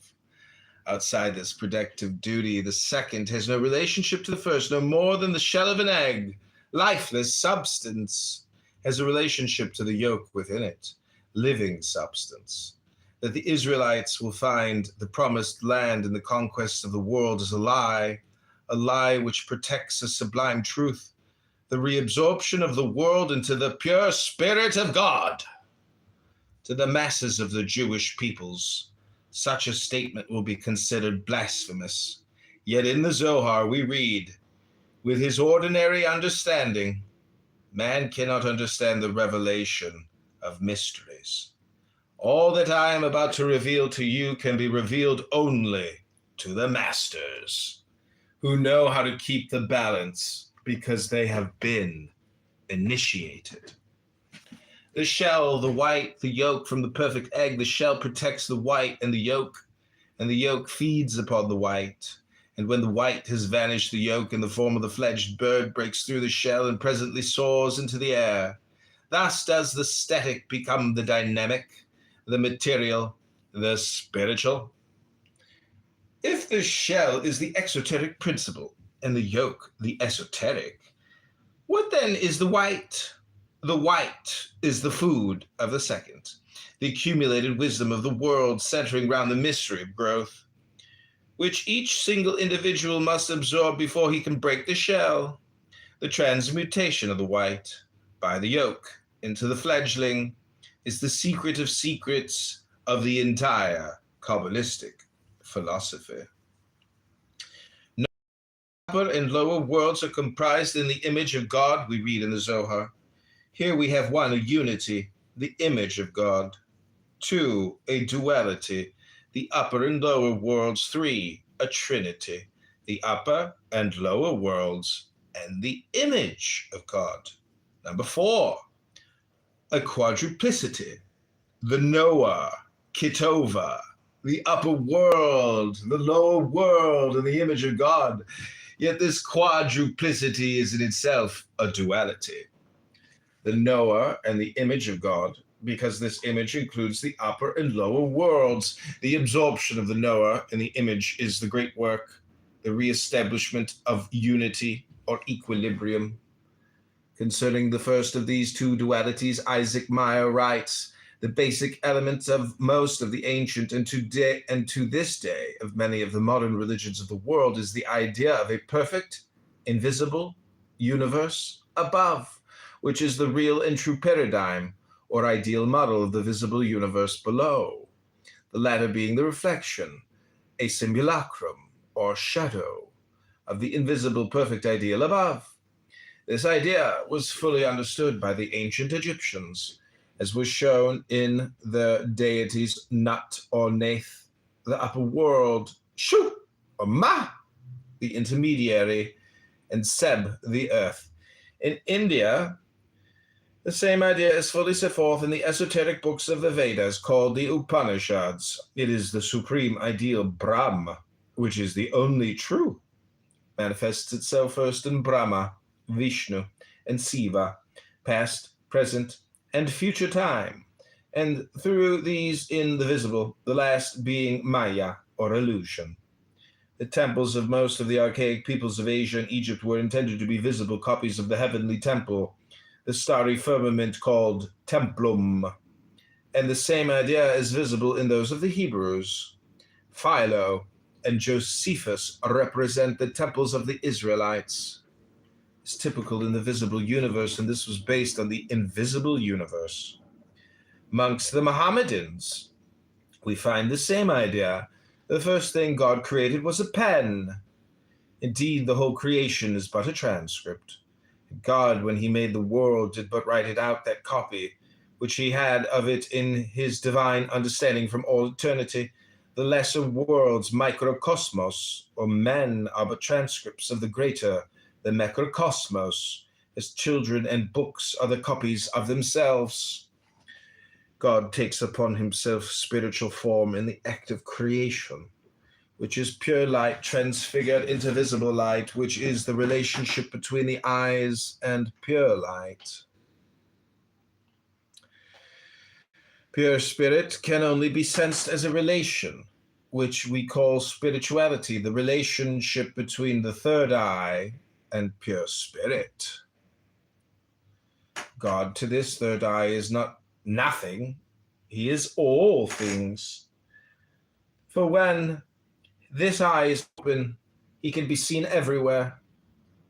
The idea is nihilo nihil fil, from nothing nothing is made is abhorrent to the Kabbalah. Not anything, says the Zohar, is lost in the universe, not even the vapor which goes out of our mouths. As all things, it has its place and its destination, and the Holy One, blessed be it, makes it concur to its works.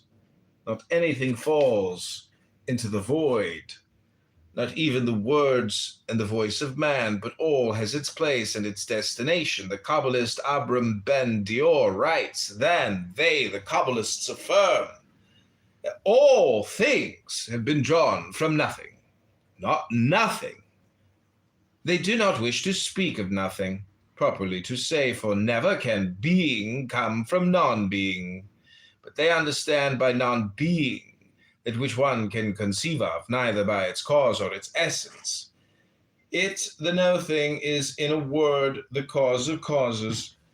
It is it whom we call the primordial non-being, because it is anterior to the entire universe.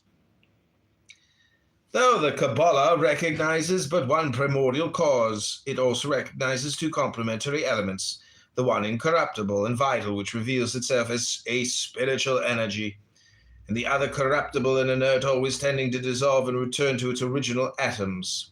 The first is bliss, the second is hate. The first is symbolized by the angelic hosts, the second by the demon hordes, good and evil. For as Isaiah says, I form the light and create darkness. I make peace and create evil. I, the Lord, do all these things. The spirit which we sense through our third eye is not God as the primordial cause or no thing, but as it were the thought of this cause.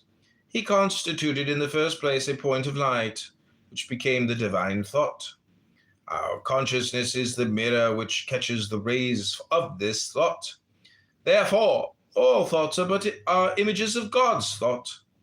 And the more spiritual, alive, or consciousness becomes, the more perfect are these images, which are not illusions, but symbols of reality. Simon ben Yochai stretched out his hands and cried, now ponder well upon all that I have this day revealed unto you, and know that none of these celestial palaces are light, nor are they spirits, nor are they souls, nor are they any form that may be seized hold of by any means of the senses. God to this third eye is not nothing. He is.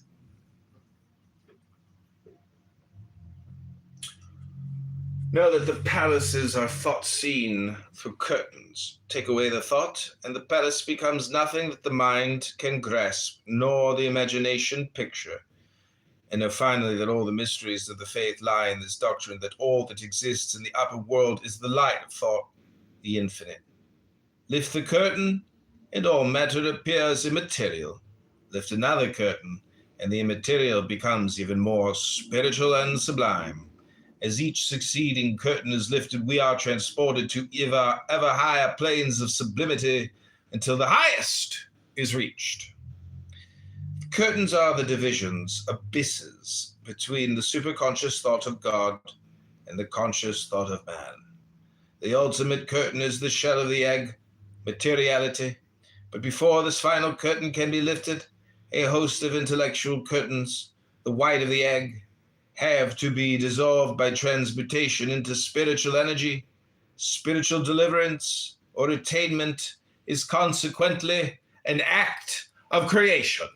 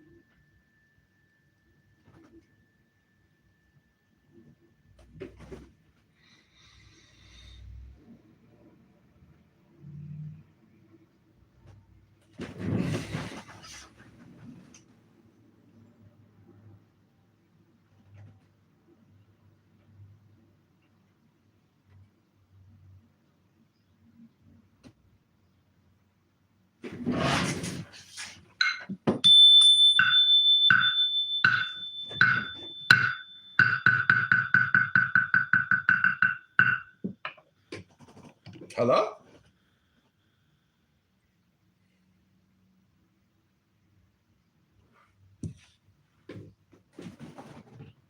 Hello? Hello?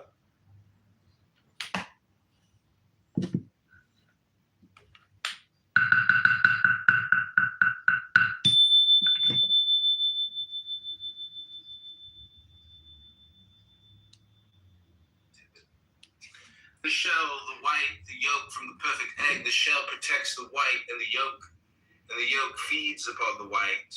And when the white... Welcome to the show, Nizam. Hello. What's up? What's going on, guys? We're just chilling here because all temporal states are indicative of the mind of God, obviously. I've just expressed the mind of God by reading what's called a book. Hello? That's a very profound, deep thought, and there's truth to it. Yeah, I was gonna, but I want to know what the artists think about it, though. I mean, they're mods, so it seems like they are fully behind that notion.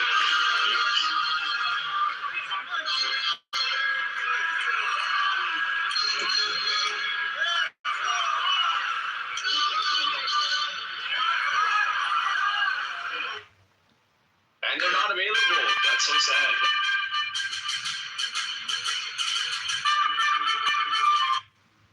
I also think it's unfortunate that it would have to be.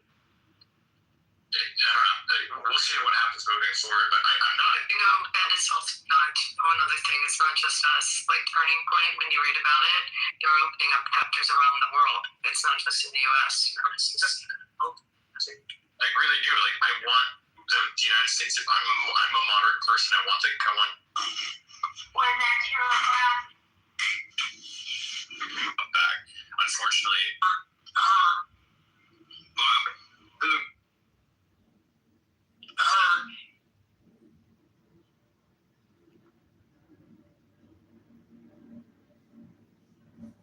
Hello? Well, if books are divine, then surely music must be even more sublime. Hello? The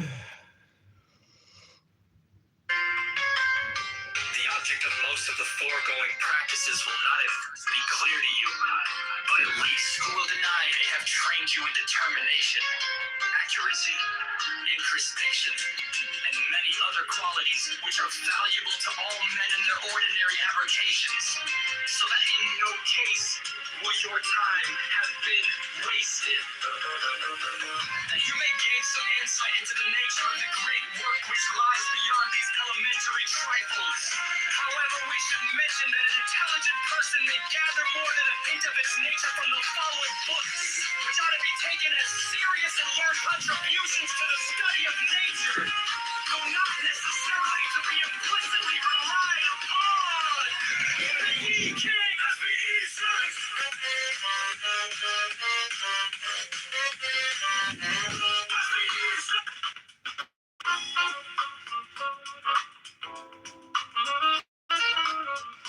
All right, everybody, welcome back to Our Temporal States Are Indicative of the Mind of God. This is Mayor Kitover. City lights are glowing amid with stars. Streets are humming low with a restless trust. Skyline cutting gold, lakefront shimmering slow. Dreaming of a better day, just letting it grow. Yeah, letting it grow. And the wind on my face, it feels like a spark. Talking about a future that can light this dark. Got my 2 feet on this thing. Reaching out ahead. All this wind chasing every day.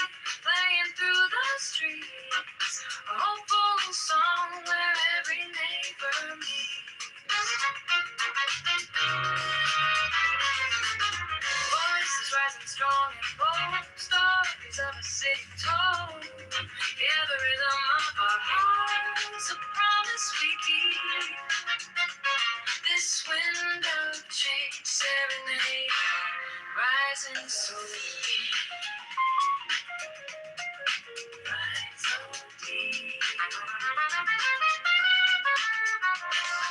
Lakefront shine, every skyline light in sight.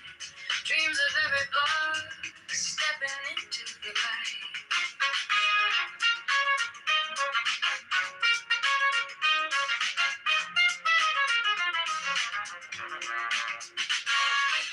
This moment's golden, we're taking back our time. Every single voice, a powerfully placed line, and the wind on my face, it feels like a spark, talking about a future that can light this dark. Got my 2 feet on this land, reaching out ahead. This love train serenade, playing through the streets, a hopeful song where every neighbor moves. Voices rising strong and bold, stories of the city told. Yeah, the rhythm of our hearts, a promise we keep. This wind of change serenade, rising so deep.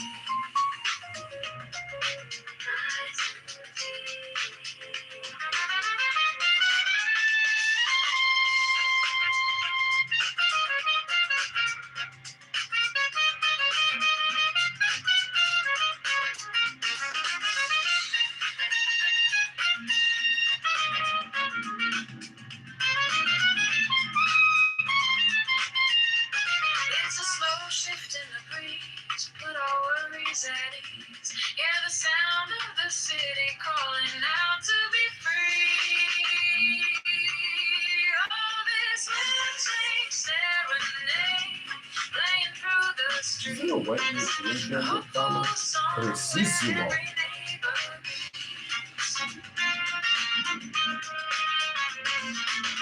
Voices rising strong and bold, stories of the city told. Yeah, the rhythm of our hearts, a promise we keep. This wind of change serenade, rising so deep.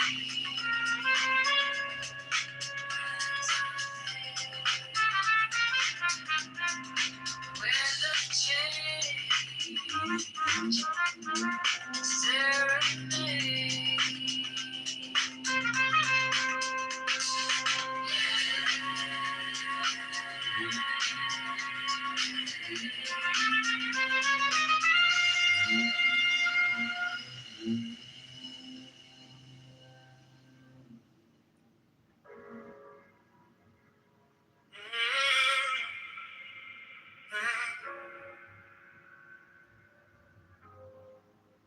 City lights, but they look so cold.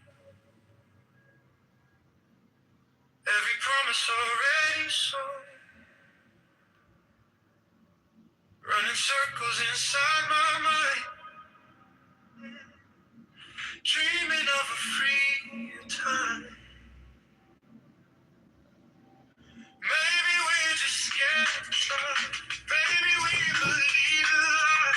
Holding back what we can't ignore. There's gotta be something more. I hear a voice inside my chest saying don't settle for less. I'm craving change. I need to feel something real, not just talking. I wanna get more than all this empty spin. I'm craving nights when hope ignites, hearts that rise and take control.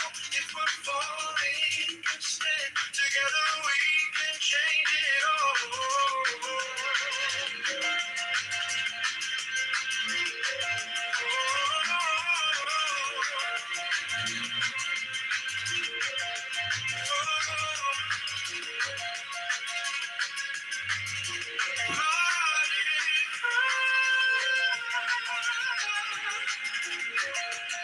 Break the silence, break the chain up, raise a voice in every lane. Every vote can turn the tide.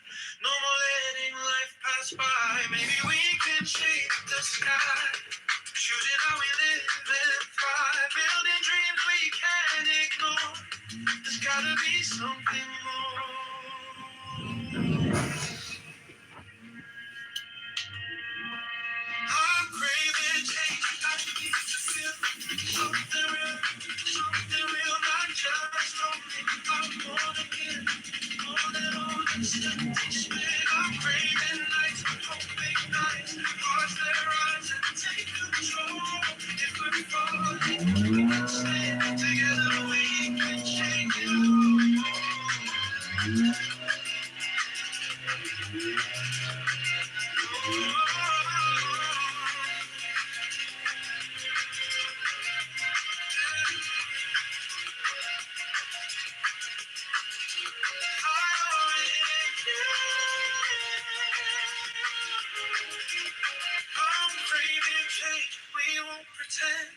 This is not how our story ends. We'll take the risk, we'll cross the line, just to know this choice is mine.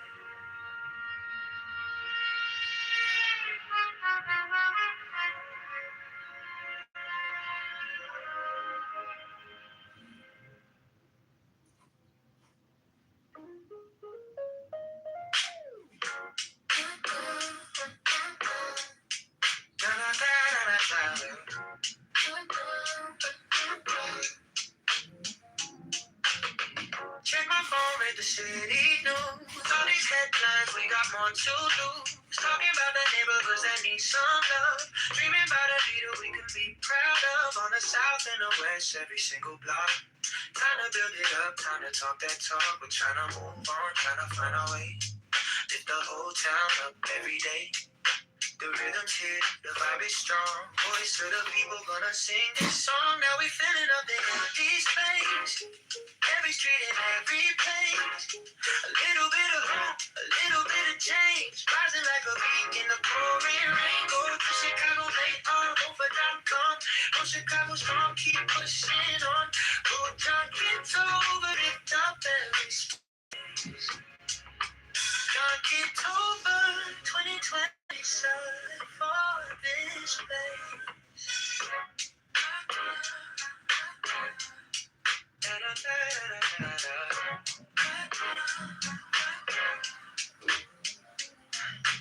One step, two step, marching down the road. Every single ward in election hope. Future of the city in the people's hands. Time to back a vision with some real plans. Tax reform talk, make the burden fair. More for the schools and the homes right there. So bold, so bright this year. Every voice in the crowd so clear. Go to Chicago, election.com. Let your choice ring out like a song. Now we're filling up the empty space. Every street and every place. A little bit of hope, a little bit of change. Rising like a beat in the pouring rain. Head to John Kitover, Chicago.com. Spread the word around, keep pushing on. Go John Kitover, lift up every space. John Kitover.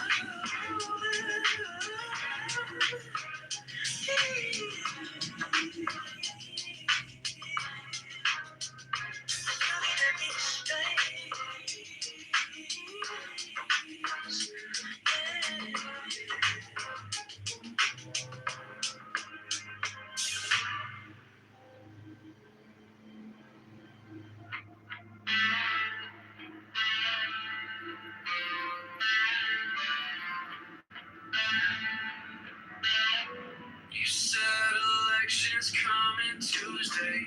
By Thursday, signs are on. See the posters on my corner. Name in red and white and strong. Full lights up with all the headlines. Futures calling, streets undone.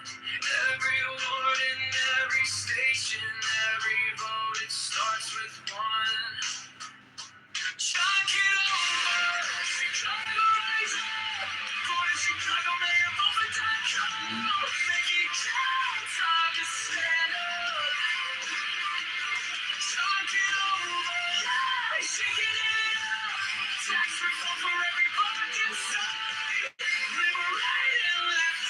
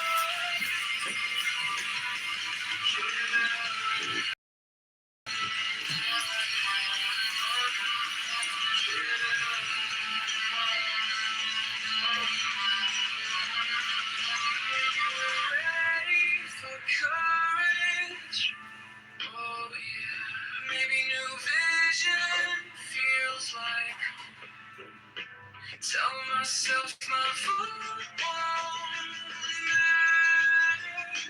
Then I see the tide again on my phone.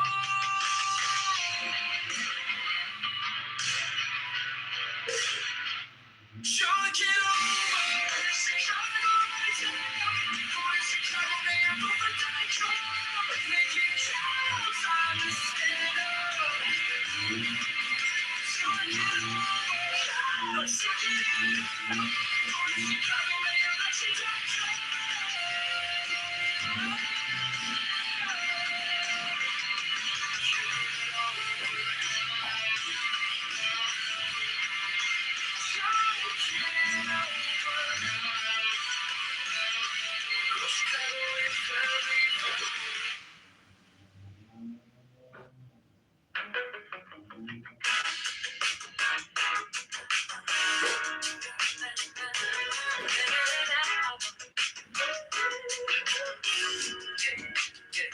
I was waiting for a sign to start, like a map drawn out in the dark. Now the city's calling out my name to choose a brand new path. Yeah. Tired of watching from the side while the streets and dreams collide. So I take one step with my boat. Time to change this heavy load. Maybe we don't need to know it all. Maybe we just need to vote so we keep moving anyway. Chicago choose a brighter day. Go to Chicago, may I vote for calm. Let your voice lead the way. Every vote unlocks a key. We want tax reform today. Vote John Kitover, pave the way. Now still riding in our heads, but it won't get the final say. We can rise and stand as one. Bro, Chicago starting today. We don't need a perfect line, just a reason, just a sign. Every inch we claim is ours. Every step can raise the bar. Go slow, go fast, just don't go back. Trust the rhythm in this town. Time to lift our future now, so we keep moving anyway. Chicago, stand up, have your say. Go to ChicagoMayElection.com. Vote John Kitover today. Every truck rewires me. Every vote unlocks a key. We want tax reform right now. Grow Chicago, rise up now.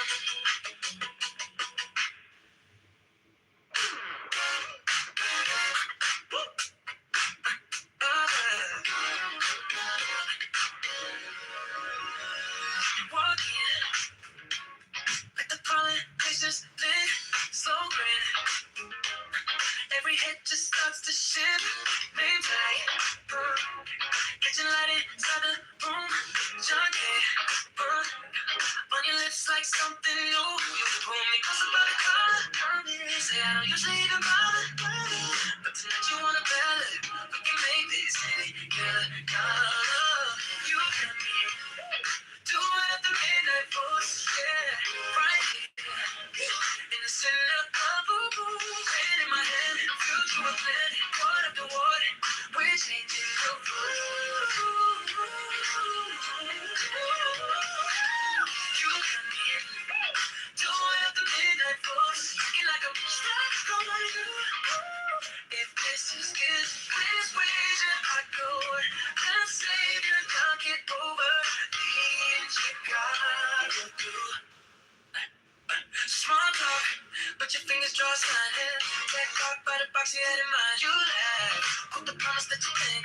Tax reform for Chicago, make it sing. Let that give me feel the drama. So sweet, whisper something louder than the summer. Go to ChicagoMayOlection.com. John Kitover, that's the one I'm on. You got me, do it at the midnight force. Right here, in the center of the room, pen in my hand, future of plan, word after word, we're changing the rules. You got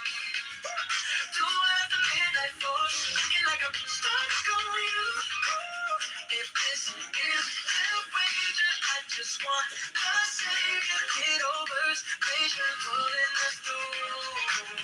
Yeah. Nights fade, but we don't slow down. Don't slow. Street lights racing over this town. If this is just a campaign high, then stay locked in. Never ask why. You got me doing after midnight books right here. On Chicago, Maya, vodka's all in my hand. Future with plan, what after what? Oh, we're breaking no rules. You got me, you're the you after midnight books. That's what we need, stay together, you. Just a little rider. This is a wager, I just wanna save you, don't get over. In Chicago, with you, with you.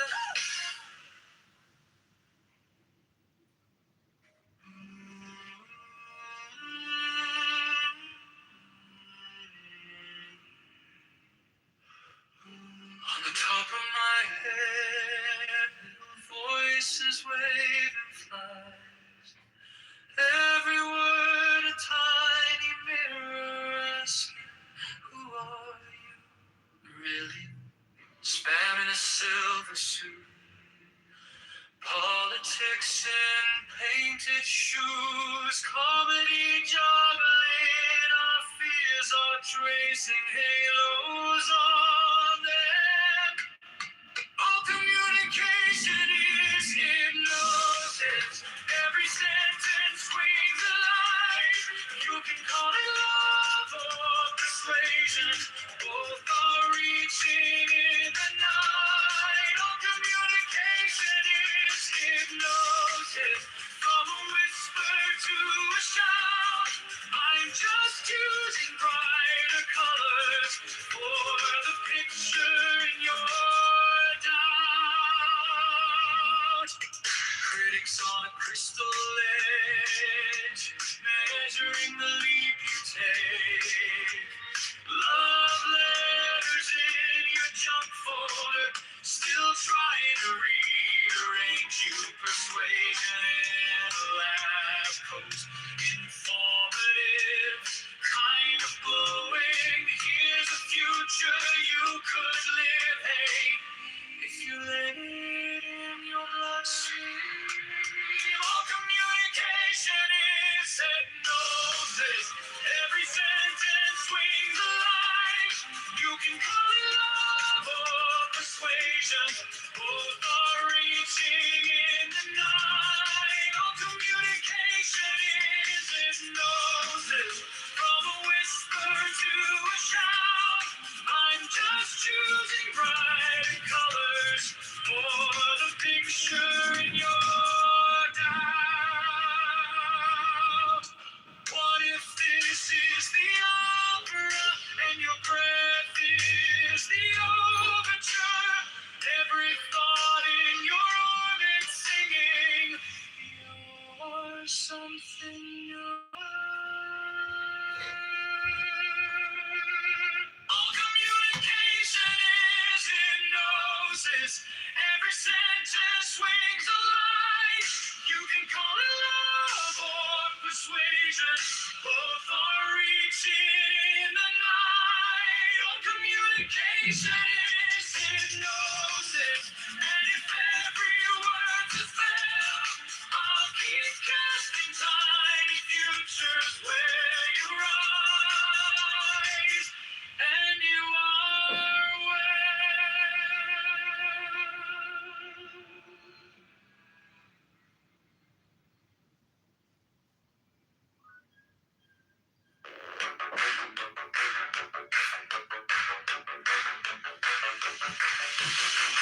watermelon, rainbow, watermelon, rainbow, watermelon, rainbow, watermelon, rainbow, watermelon, rainbow, watermelon,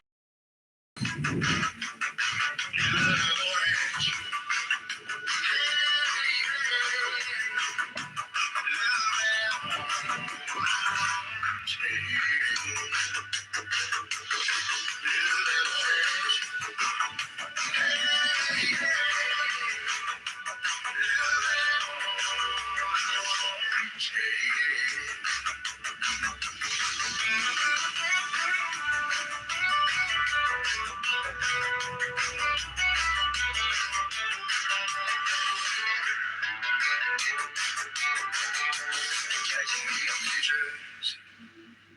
Catching neon futures.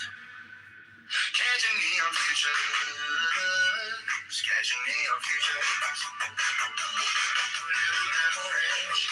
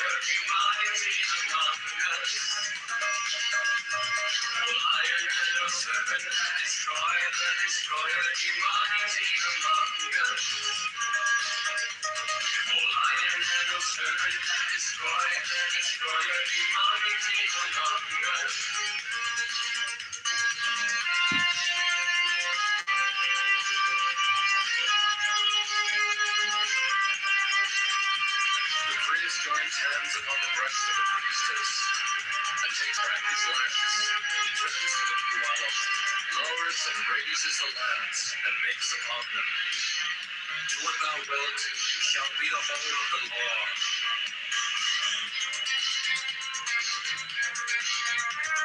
Love is the law. Love and the will. He lowers the lance, and turns to each the priestess, takes the lance in her right hand, with her left hand, and left hand sharp as the pen. The priest kneels.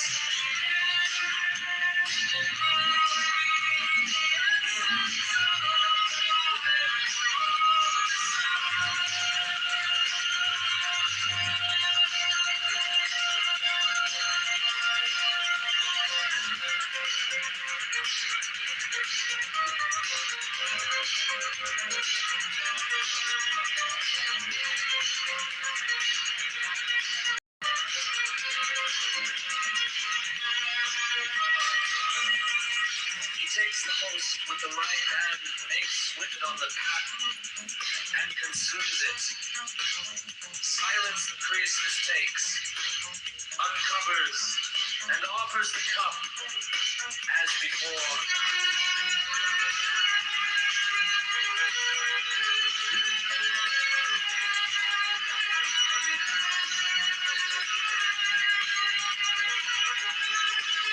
By selling T-Mobile?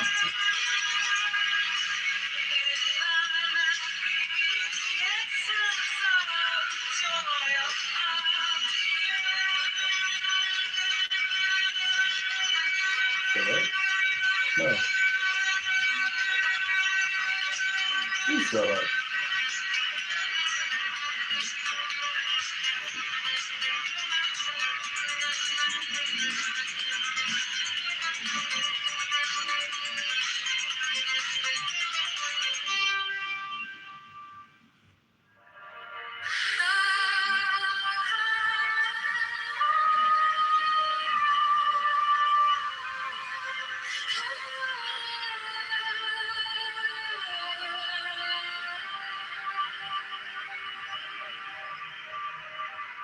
Thou who art high, beyond all I am, whose no nature and no name, who art when all but thou art gone, thou center and Listen to this, my friend. They think they have confirmed that Mossad killed Kennedy. All around me. You want me to give up nuclear testing? Listen to this. And Kennedy, have them go the way the book does. Just have almost every topic have at least one. And you know, there's a very surprising series of letters between Kennedy and David Ben Gurion, not only the premier of Israel, but the founder of Israel, in which they're very angry letters, in which Kennedy is saying to Ben Gurion, I'm killing myself trying to get a nuclear test ban treaty. I've even got de Gaulle on board, and that's impossible. You keep testing in Dimona. You've got to stop. And Ben Gurion, in so many words, says, it's easy for you to say sitting in Hyannisport. I'm sitting with the Arabs all around me, and you want me to give up nuclear testing. And Kennedy threatens him. And he threatens him in such a way that Ben Gurion resigned. And I will tell you that I found articles, not in any crackpot publications, but in very sophisticated publications saying, forget Lyndon Johnson, forget the CIA, forget Fidel Castro. The Mossad killed Kennedy because they were so upset over what he did to Ben Gurion. So, we got a few little bombshells we throw in there, not proven, have them go the way the book does. Just have almost every topic have at least one. And, there's a...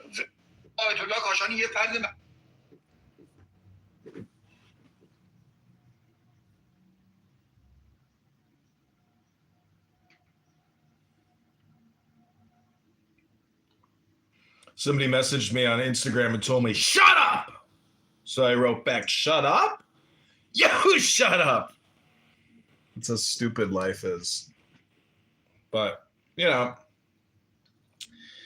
about Instagram comments is it's like you don't even want to click on them because you can't really even read them in the notification. So it's like, who cares what people say? The point is I only post comments because I want people to look at my account.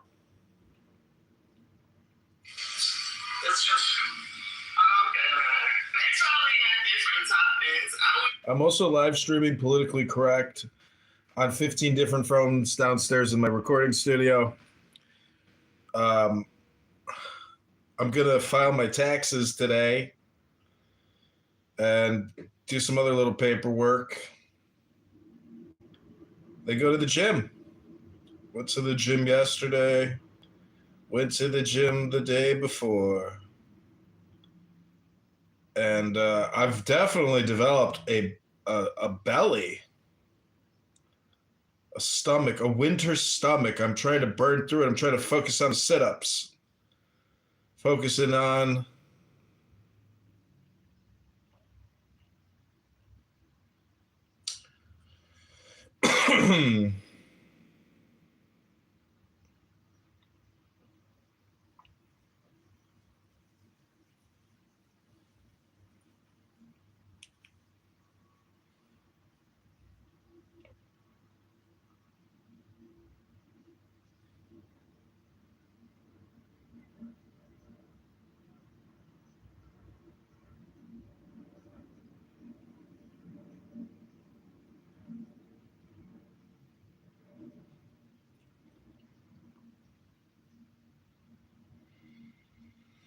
Okay, if you haven't taken the deepest breath of the day yet today,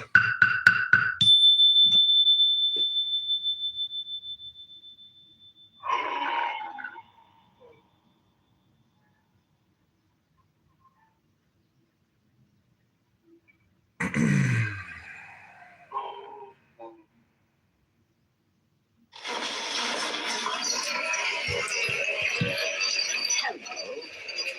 I see you. Sister, may we help you? You just lost the element of surprise, demon. Sister, this is a pre-trial hearing. We're going to have to ask you to sit down. Officer.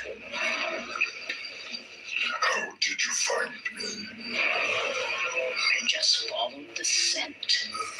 You can bluff everyone else, not me.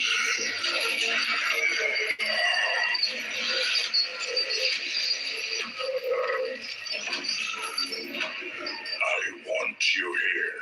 I have a free hook for you. Terrified. Terrified. Oh.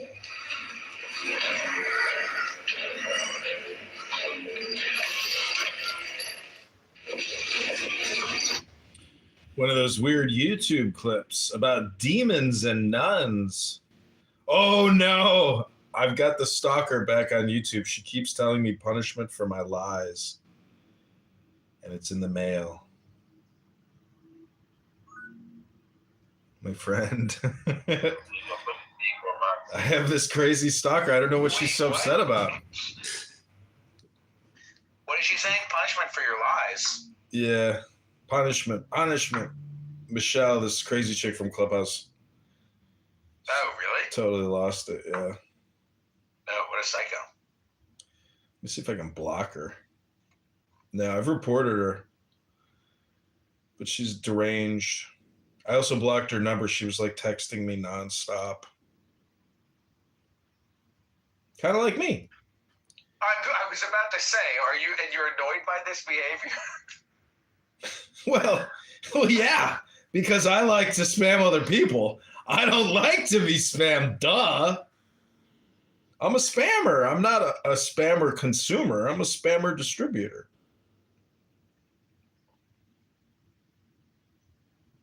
I don't know. Oh, poor thing. Some people's brains, they just, they lose capability, and next thing you know, you're just like disabled.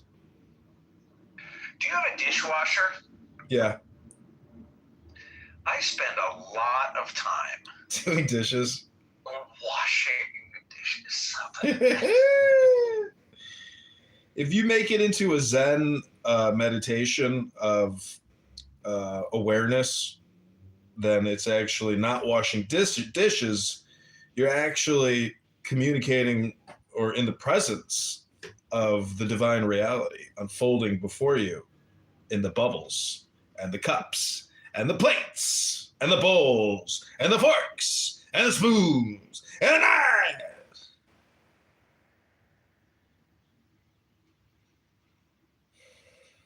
If you knew how lazy I was, my friend, you would be amazed. Because, you see, we are conditioned to work incessantly, nonstop, but doing laundry and doing dishes are two of those very low value activities. It's not like reading a book. So I don't actually put my dishes away. I like put them all over the counters, and then I wait for that to build. Then I put it in the dishwasher. And then same thing with clothing. I actually have bags and bags of clothing, a lot like your PTR. And then after I finally run out of underpants and socks and other clothes that I can wear, I have finally forced to do the laundry. But do you know how many months it takes me to run out? It takes me like 3 to 4 months. I only do laundry 3 times a year, my friend. Because I do it all at once. I do like my whole wardrobe at one time. That's insane. Over like 2 days. But just think about how much time I save, because some people do laundry every week. I only have to do laundry 3 out of 52 weeks. Do you know how much time I save from that? And it's all because I just decided to buy a ton of underwear, ton of socks.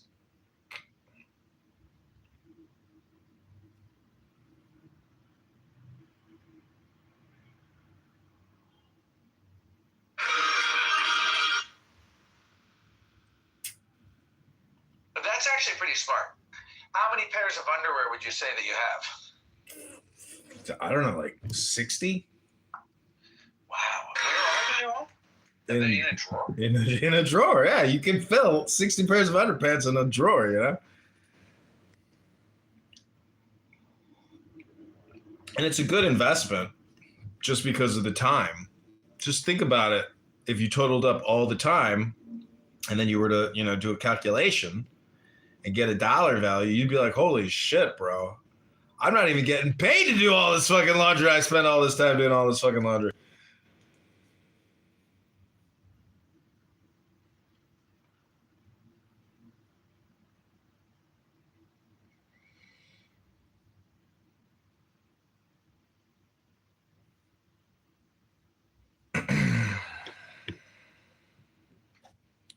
Okay. We are going to create more videos on YouTube of me reading books, because all communication is hypnosis.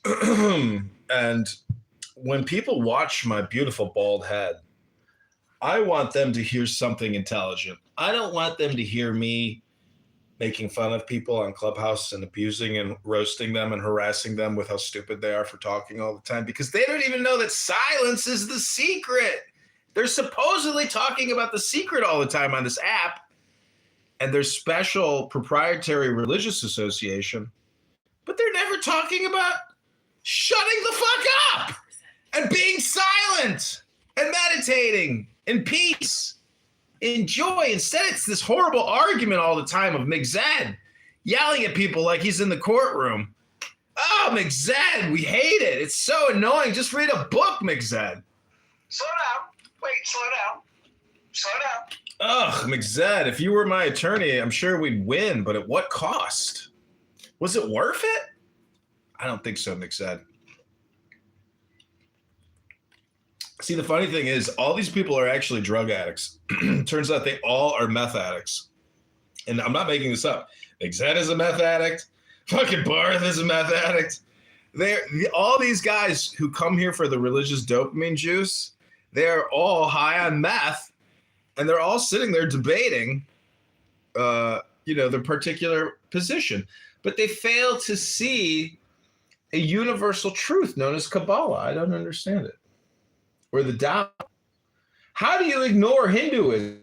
Oh, it's got over 1 billion people that are interested in it. That's a lot of Hindus. They don't get a fucking say into your conversations at all? Hello?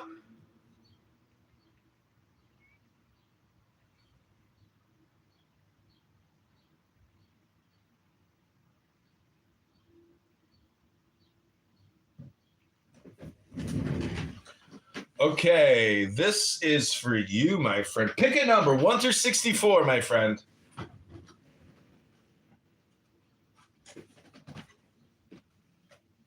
Hello?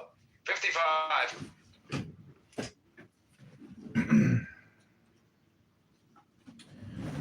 Okay, my friend, this will help with your love life. This is number 55. Fullness.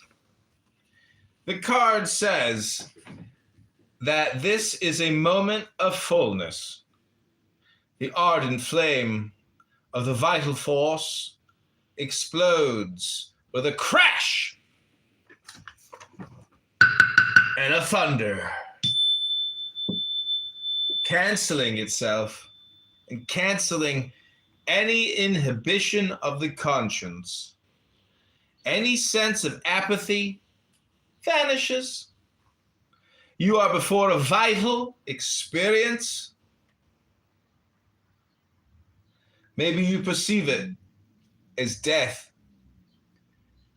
Fear it not, for maybe, for the first time, you are alive. Fullness, number 55.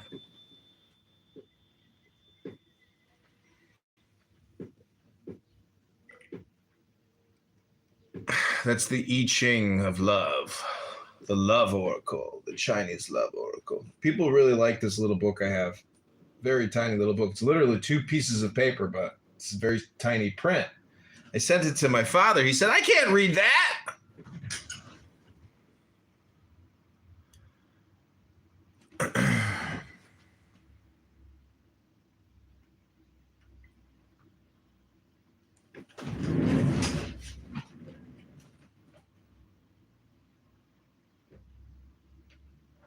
Woo! Caught you, baby.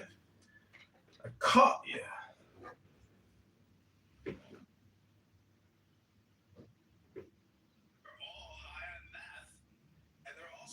Debating, their particular position, but they fail to see a universal truth known as Kabbalah. I don't understand it.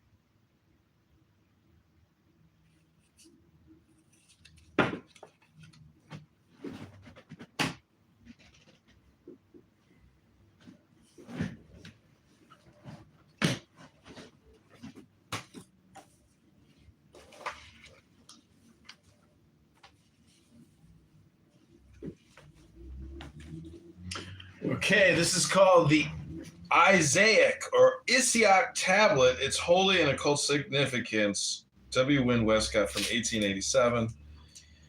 There is only 22 of these books in existence. It comes in a velvet, purple, like luxury thing. It's from 1887. It's very expensive. It's the Mensa Isaaca. It's incredible. You probably have never heard of this, but it's called The Photograph of Westcott's of the Isis Tablet. Are you aware of what the Isis Tablet is? It's at the Egyptian Museum in Turin. No idea.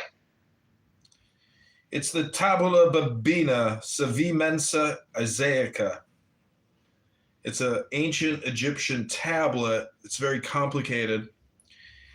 There's a transcription of the Isis tablet from Athanasius Kircher, Oedipus Aegyptiacus in 1655. It's an incredibly complicated Egyptian hieroglyph of incredible significance and beauty.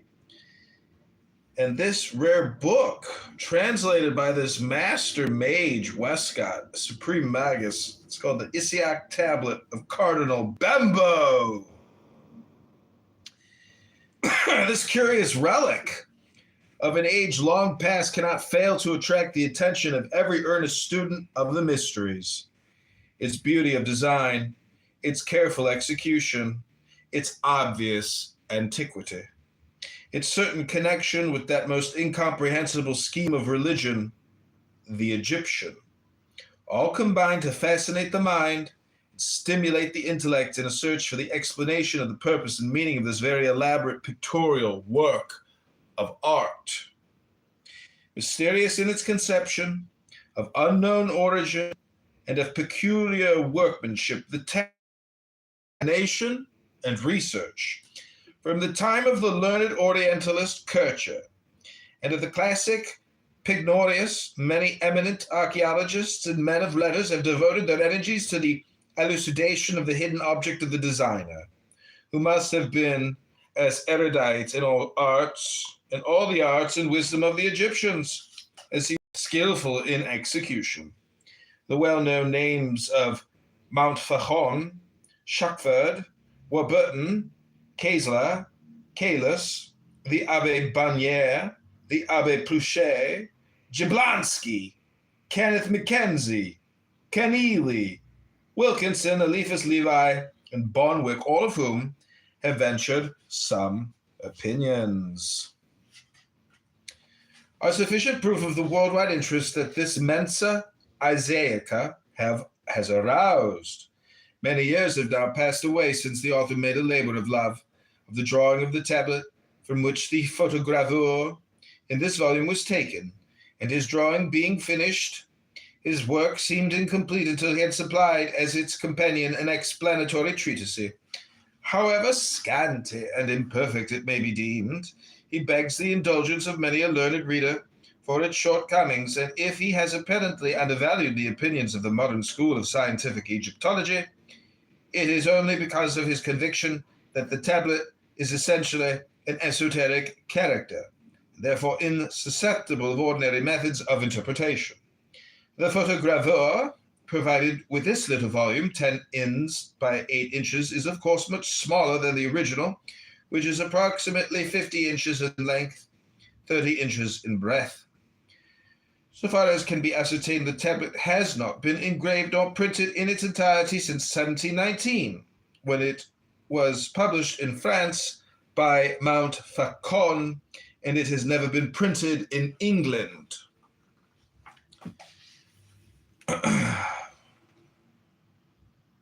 The Isaac tablet is of bronze.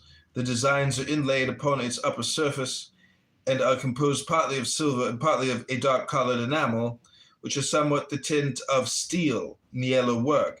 Some portions of the silver ornamentation are missing. Perhaps they've been removed by force for their intrinsic value during the turbulent Middle Ages, although it is possible they may have become loosened and lost by accidental violence. Around the whole, the tablet is a border of small designs, or limbus, as Kircher called it. At each corner is a many-petaled rose-like flower, These divide the limbus into 4 portions, 2 vertical, a right and left, and superior and inferior portions. Within this border, there are 3 principal horizontal divisions. The upper and lower regions are of equal depth. The central region is deeper and is further subdivided. I'm going to send you a picture of this so you can look it up and enjoy.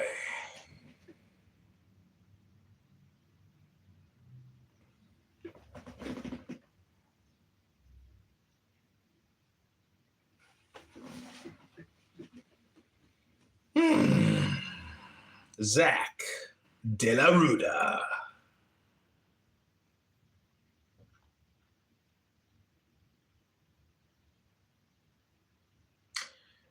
It's pretty interesting that it's made of metal because it's just incredible artwork. 50 inches long, so about 5 feet by almost 3 feet. Wow, it's like a bunch of pictographs. Hieroglyphics.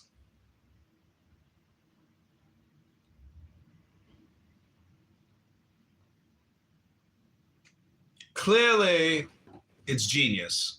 And whatever they were trying to communicate is unknown to us in 2026. But not anymore, because we bought the very, very rare, very expensive book. It's only 22 copies.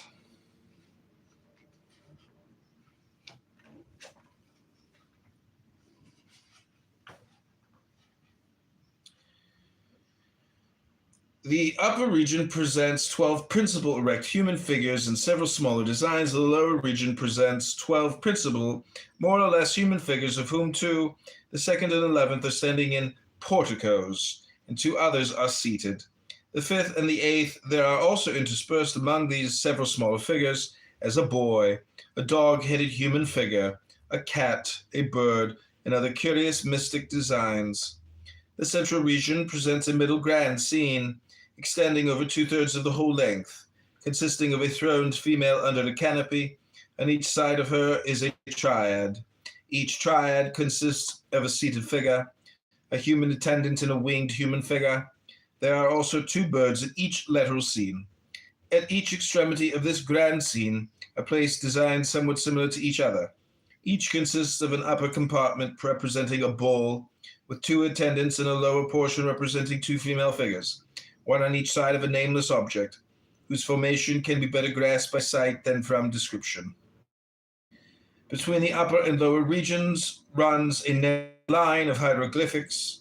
This does not appear in the photogravure, which from its necessarily reduced size would have rendered them illegible, and with all round a narrow design of wavy lines, with occasional small flowers, vases, phalli, and masks or faces interspersed.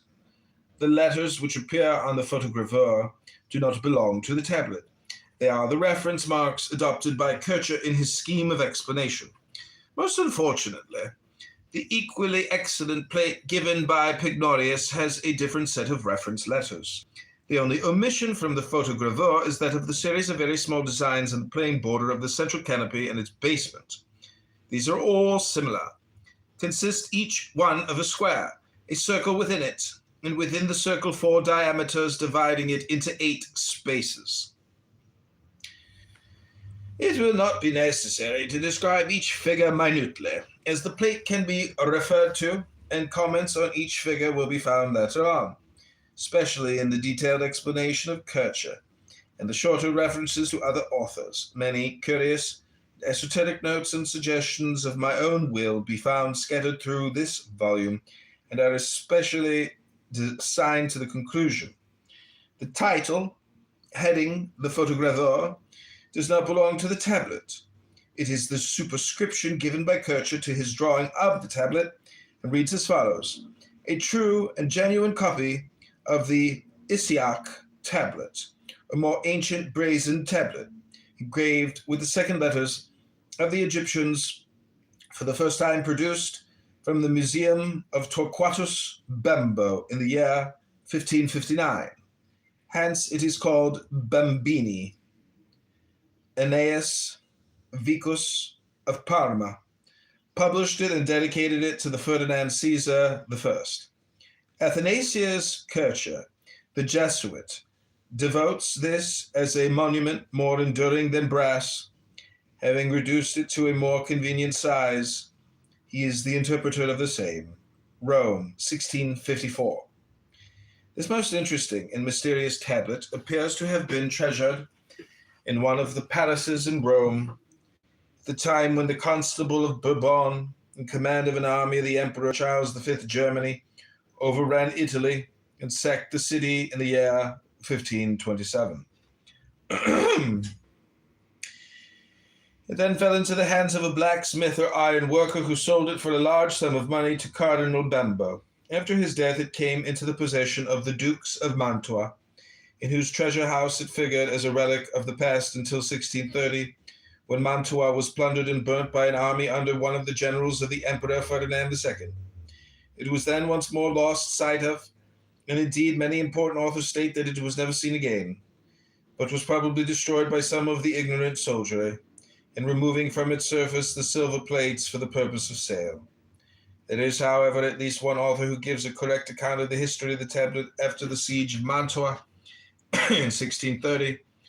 All honor to Johann George Kessler, who published in 1740 his travels through Germany, Italy, and other countries. In his account of the palace in Turin, he says that when Mantua was plundered, the tablet fell into the hands of Cardinal Pava, who made a present of it to the Duke of Savoy, by whom it was preserved. It was finally presented to the King of Sardinia, in whose palace at Turin in 1730 it was made a great favor to him to be allowed to see it, because it was very carefully guarded. He describes it as a pretty large copper plate, with silver imagery inlaid amid a blue steel enamel. He states that Pignorius's large plate is the real size, and that Mount Faucon has in his copy inverted it. This is an error, but Herwart de Hohenberg has done so. The Guide to Northern Italy by Murray states that the tablet is now exhibited in Turin at the Museum of Egyptian Antiquities. He gives as the dimensions 4 feet 2 inches by 2 feet 5.5 inches. He states, without giving authorities, that it was first discovered on Mount Aventine in Rome, at a spot where a temple to Isis once stood. Having been again lost at the sack of Rome, it was found in 1709 at Turin, carried away to Paris in 1797, and returned to Italy at the peace. He suggests that it was made in the time of the Roman Emperor Hadrian. Bedecker also, without quoting any authority, states that the tablet was first found in 1549 during the papacy of Paul III at the Villa Caffarelli at Rome. Aeneas de Vico, who published his splendid identical-sized drawing of the tablet in 1559 in Venice, gives the following as the title: Vetutissime tabulae Aeneae hieroglyphics. Hoc est sacris Egyptiorum litteris celatae typos, quem ex Torquati Bembe Museo and MDLIX Aeneas Vicus Promensus editit, ac imp Caius Ferdinando dedicavit nunc de publicae utilitalis ergo e tenebris in lucem prodit. This volume has no history of the tablet nor any attempted description. Second edition appeared also at Venice in 1600, published by Jacques Franco. Kiss prints a copy of this. John George Herwart de Hohenberg has also reproduced a drawing of the tablet in his work Thesaurus Hieroglyphicorum in 1610, and a diagram professing to explain it in his Admiranda Ethnicae Theologiae Mysteria, 1625. In this latter book, he suggests that the tablet is a sort of nautical map, and that all the figures are points of the compass.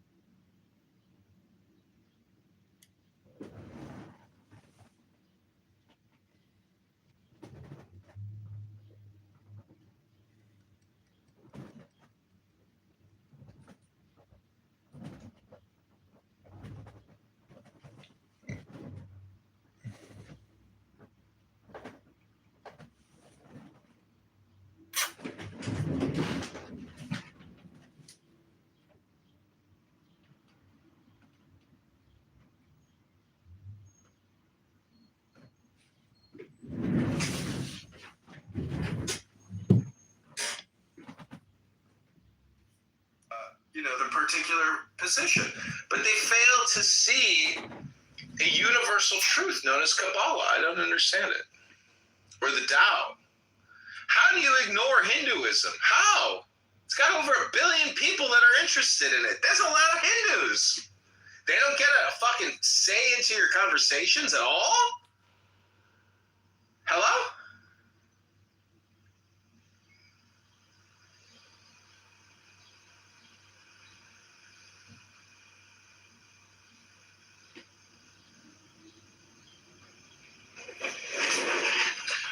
Okay, this is for you, my friend. Pick a number, 1 through 64, my friend.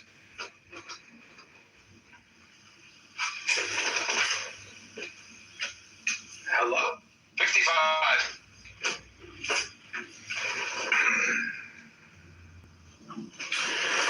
Okay, my friend, this will help with your love life. This is number 55. Fullness. The card says that this is a moment of fullness. The ardent flame of the vital force explodes with a crash and a thunder, canceling itself and canceling any inhibition of the conscience. Any sense of apathy vanishes. You are before a vital experience. Maybe you perceive it as death.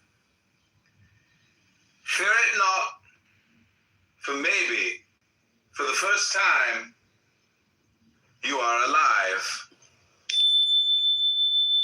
Fullness, number 55.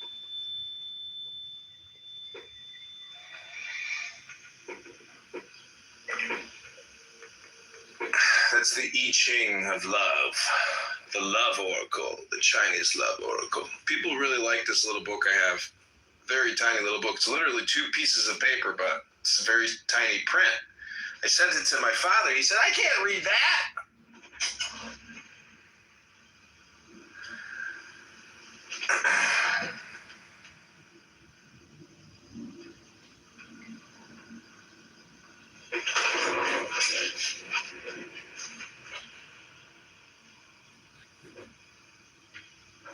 Woo! Caught you, baby. I caught you.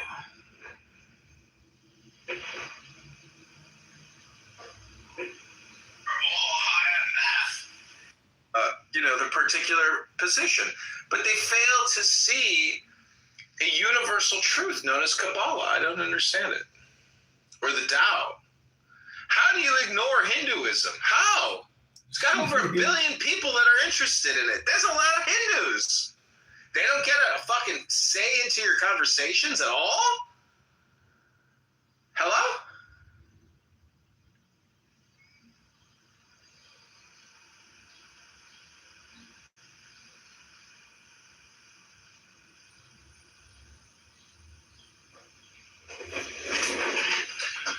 Okay, this is for you, my friend. Pick a number, 1 through 64, my friend.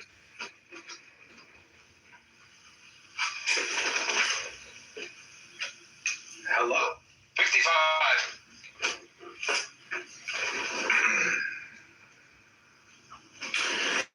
Okay, my friend, this will help with your love life. This is number 55. Fullness.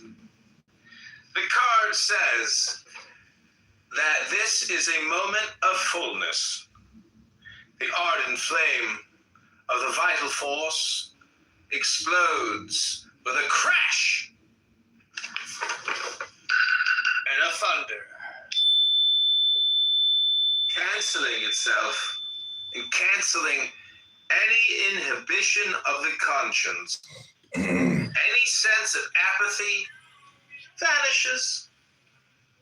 You are before a vital experience. Maybe you perceive it as death.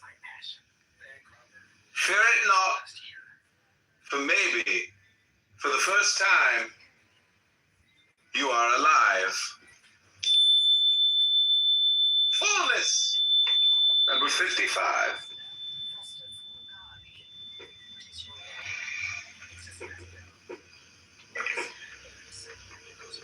That's the I Ching of love.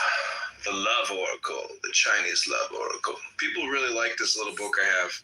Very tiny little book. It's literally 2 pieces of paper, but it's very tiny print. I sent it to my father. He said, I can't read that.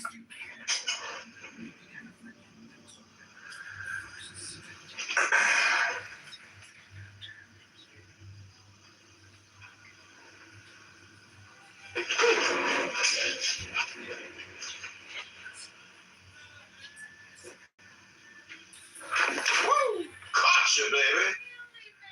Caught you.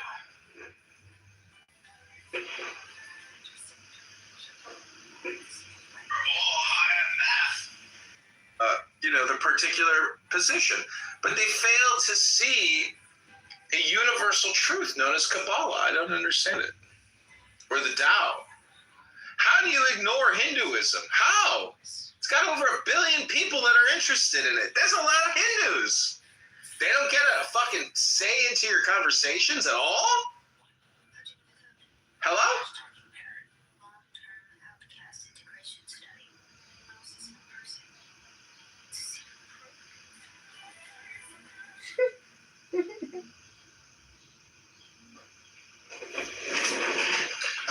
Okay, this is for you, my friend. Pick a number, 1 through 64, my friend.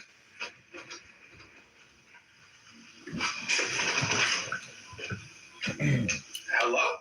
55.